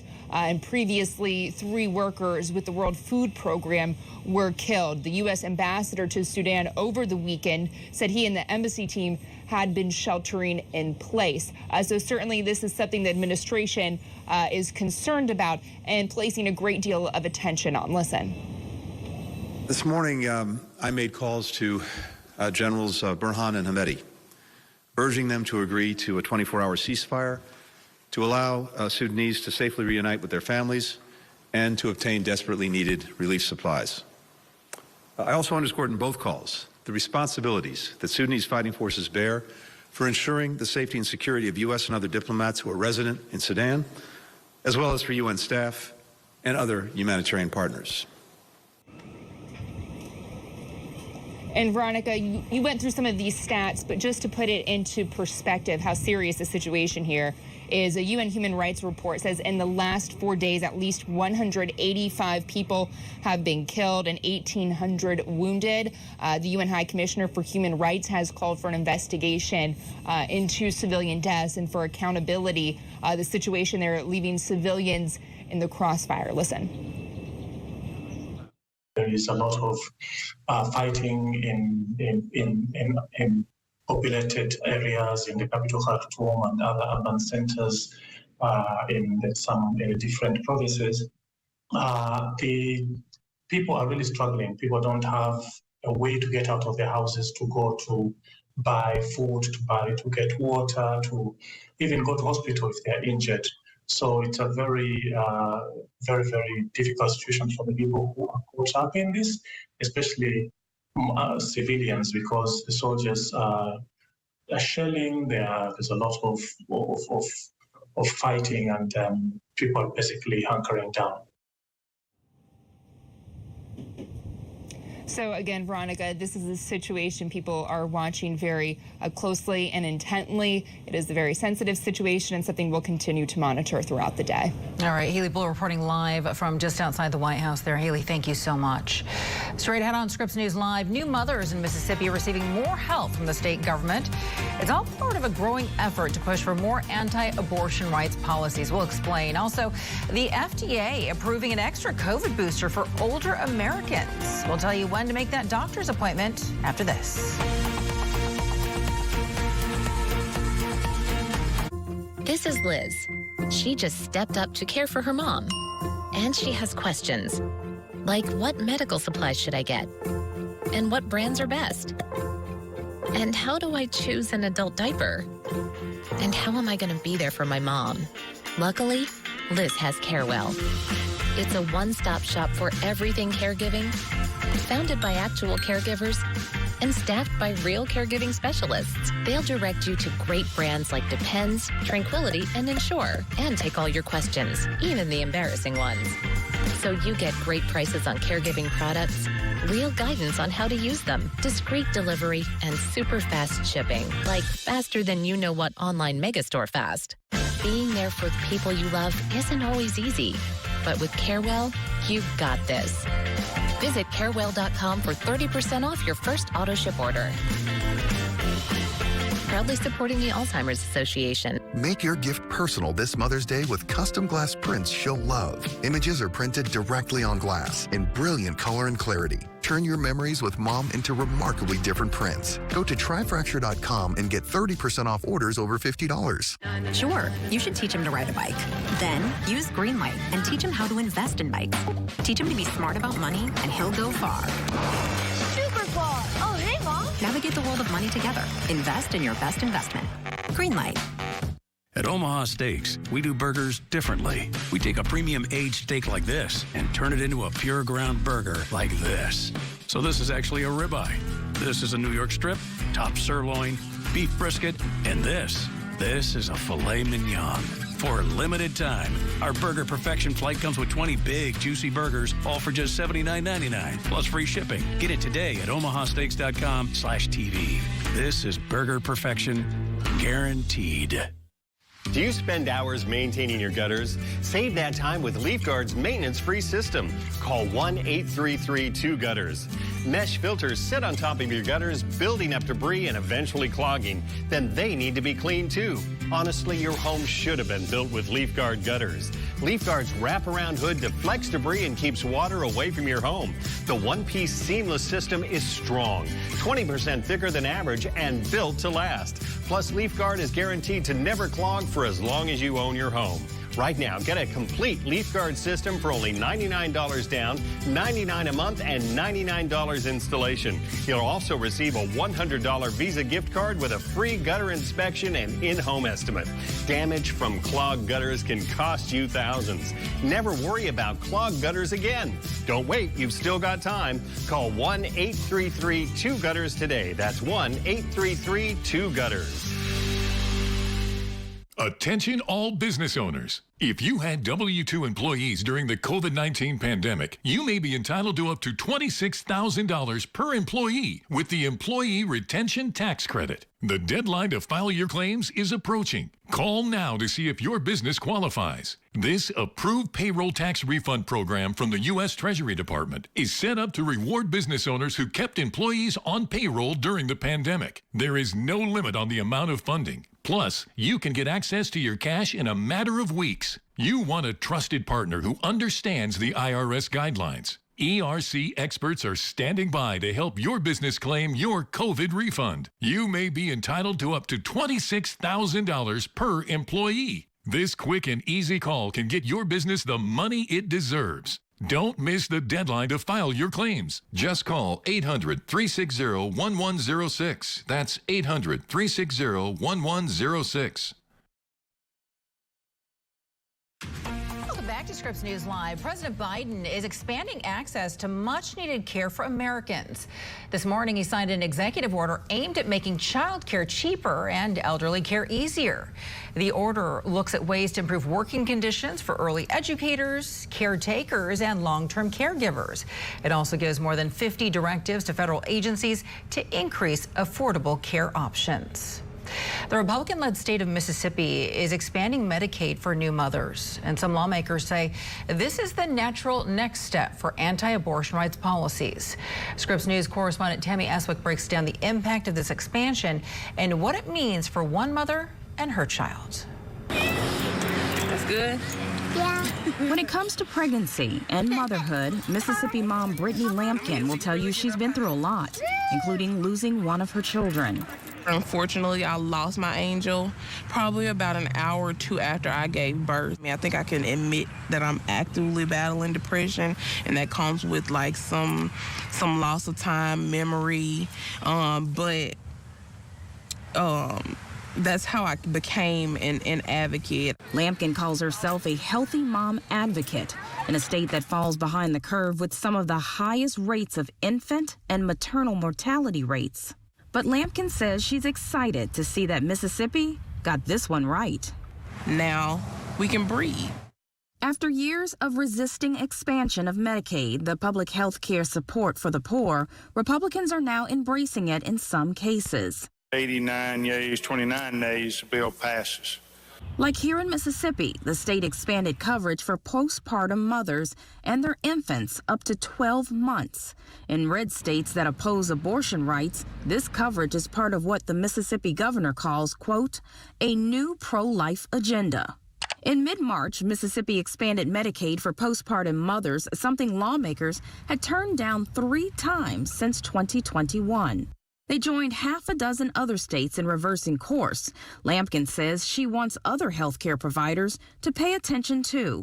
I think that Medicaid has opened the door to opportunity for other insurance providers to get on board with that. Medicaid helps people with little to no income. According to the U.S. Department of Health and Human Services, patients usually pay a small copay to $0 for covered medical expenses. Medicaid covers about 4 in 10 births in the U.S. Federal law requires states to provide pregnancy-related Medicaid coverage up to 60 days postpartum. But in 2022, President Biden announced the American Rescue Plan included an option for states to offer 12 months of postpartum Medicaid eligibility. But some state legislatures voted not to accept that money, leading activists to allege they were pro-birth but not pro-life. I don't believe that issues surrounding the health of babies, both born and unborn, or women's health, should ever be political chess pieces. The Supreme Court abortion rights question started here in Jackson with the Dobbs versus Jackson Women's Health Organization case. Officials estimate ending abortion rights will result in 5,000 new births annually in a state already grappling with high mortality rates for infants and their mothers. For Republican Representative Missy McGee, who pushed legislation to extend postpartum coverage, the time was right. This year, as we find ourselves in a post-Dobbs era, the need exists to both strengthen the social safety net and modernize our approach for helping our state's most vulnerable citizens. The Hattiesburg lawmaker serves as vice chair of the state's Public Health and Human Services Committee and is one of only 25 female state lawmakers out of 174 members. I've often heard the statement that Mississippi takes pride in being the safest state for a baby to be born. This bill demonstrates that we, as policymakers, also recognize that our commitment to life cannot end once the baby takes his or her first breath and is outside of the womb. Lampkin says this extra time can help moms really heal from childbirth and allow them to bond with their newborns. And then there's the mental health aspect. Postpartum depression is a real thing. It's talked about, but is there a treatment program? I think now we can dive into those things, dive into things like that. Even I'd call out Medicaid and those private insurance providers to implement some sort of supplement or incentive program for mental health checkups.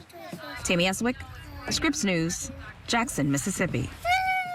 Well, the FDA is saying vulnerable Americans should get an extra COVID booster this spring. The agency is allowing an extra dose of the Omicron-targeted vaccine to anyone ages 65 and older to get the shot 4 months after their last dose. And certain people with weakened immunity can also choose to get another shot at least 2 months after their last dose.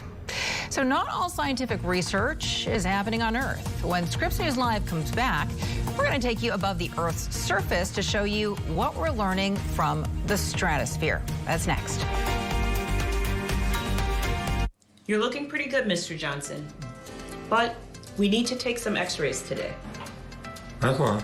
Yes, x-rays are expensive, but the front desk said you recently enrolled in a Medicare Advantage plan with extra benefits that now cover today's x-rays and cleaning costs. Wow, okay. Well, Medicare Parts A and B do not cover your routine dental coverage like cleanings, fillings, or x-rays. Yes, you have a Medicare Part C plan, commonly called Medicare Advantage. Medicare Part C plans cover everything in Part A and Part B, plus extra benefits like dental, vision, and hearing. Wow. That's great that my plan includes dental coverage that helps pay for these costs. Yes, Mr. Johnson. A Medicare Part C plan could include dental coverage that pays for routine dental exams and teeth cleanings, dental x-rays, fillings, tooth extractions, root canals, dentures, implants, and crowns.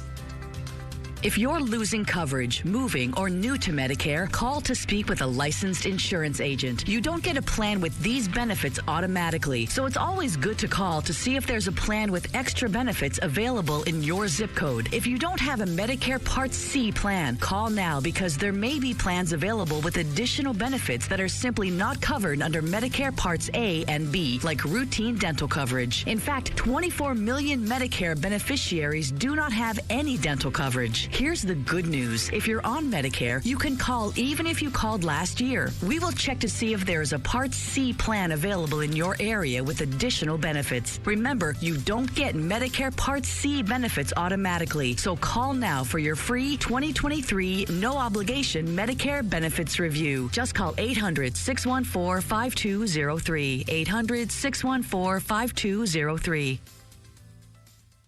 Who needs pet insurance? Take Lucy.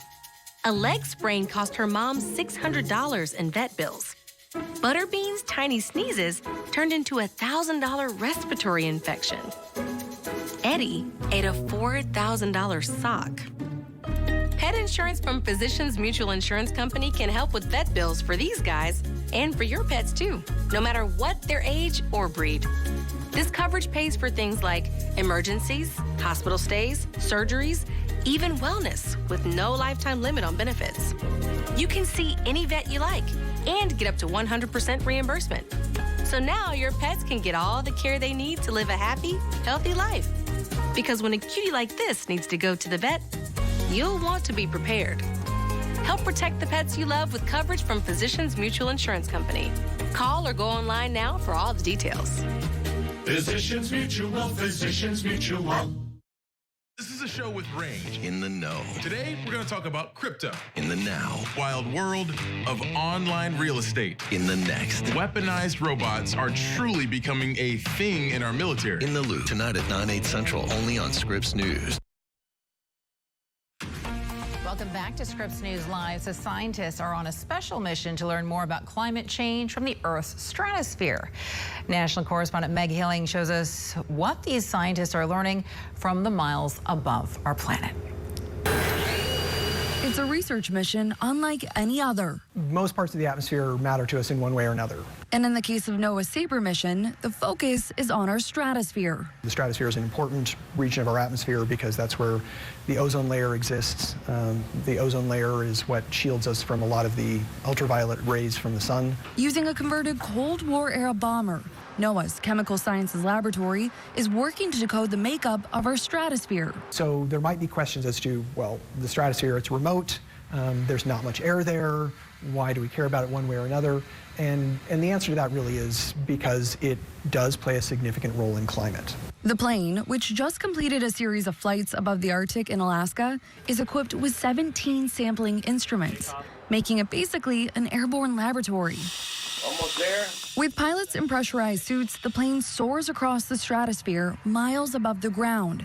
During hours-long flights, these sampling instruments collect extensive data on trace gases and aerosols, providing insight as to the state of the stratosphere and the processes occurring there. Going to the high latitude and making measurements allows us to see sort of the end point of these stratospheric processes. In this case, we went up and we made measurements of various trace gas species that tell us how old, how long that air has been in the stratosphere, as well as all of the aerosol components to understand microphysics and composition. Back at their lab in Boulder, Colorado, the team behind SABRE are analyzing the data collected from the flights in Alaska. The goal is to use the information collected from these flights and others to help inform policy decisions regarding emissions and potential climate intervention measures. We take all of our understanding, we put them into global models, and then we run it forward and we say, okay, this is our understanding of the atmosphere, and we can then take that model and run it forward and say, we understand how the atmosphere is going to evolve. We understand how the climate is going to change when these various things happen. A lot of the measurement tools used on board the plane, like this, are actually built from scratch here on site and patented. That's because there isn't exactly a store that has the instruments NOAA needs to answer the questions its team is asking. One of the pieces of the challenge is that they've got to be on a plane, right? And so if you want to put these things on a plane, they have to be relatively light and they have to be relatively small in terms of their footprint. Emphasis on relatively. The PALMS instrument measures particulate matter composition, so smoke from fires or dust from dust storms, sea spray from oceans. We can see if those particles are coming from above. Are they raining down from outer space? Are they coming from special sources like spacecraft debris or pieces of rockets that are being ablated in the upper atmosphere? As the team gets to work preparing these instruments for the next series of flights in 2024, They say we've got a lot more to learn about the atmosphere right above our heads. The data that we get really is kind of a gold mine, but it's also a snippet, right? We're really trying to use this data and leverage it in the best possible way. Meg Illing, Scripps News, Boulder, Colorado. Coming up next on Scripps News Live, we're going to tell you when SpaceX is planning to make another attempt at launching their rocket. We'll have the details after this. Al, did you make that call? Honey, we already have Medicare. Why do I need to call?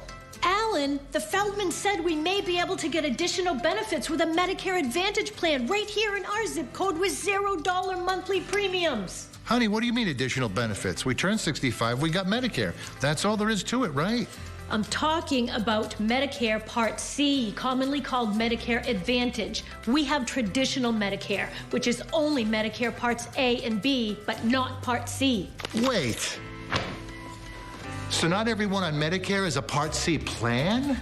No, that's why we need to call, because there may be plans available with additional benefits that aren't covered under Medicare Parts A and B. We don't have a Medicare Part C plan which covers everything in Part A and Part B, plus extra benefits in Medicare Part C. What kind of extra benefits? There are great plans that may be available with extra benefits like dental, vision, and hearing. Did you say dental? Yes, dental. Medicare Part C plans could include dental benefits that help cover routine dental exams and teeth cleanings, plus dental x-rays, fillings, gum disease treatment, and dentures. We need that. I'm calling. If you're losing coverage, moving, or new to Medicare, call to speak with a licensed insurance agent. If you don't have a Medicare Part C plan, call now because there may be plans with additional benefits available that are simply not covered under Medicare Parts A and B, like routine dental coverage. If you're on Medicare, you can call even if you called last year. We will check to see if there's a Part C plan available in your area with additional benefits. Remember, you don't get Medicare Part C benefits automatically. Call now for your free 2023 no-obligation Medicare benefits review. Call 800-817-7602. 800-817-7602. Well, coaches can now put Buffalo Bills safety Damar Hamlin back in the game. 3 specialists say it is safe for him to play again. 4 months ago, he suffered cardiac arrest and collapsed on the field during a Monday Night Football game against Cincinnati. But now doctors are saying that he can play without fear of setbacks. And SpaceX is going to try again Thursday to launch its Starship, billed as the most powerful rocket ever. A pressurization issue for SpaceX to scrub yesterday's planned launch. Starship contains 33 engines.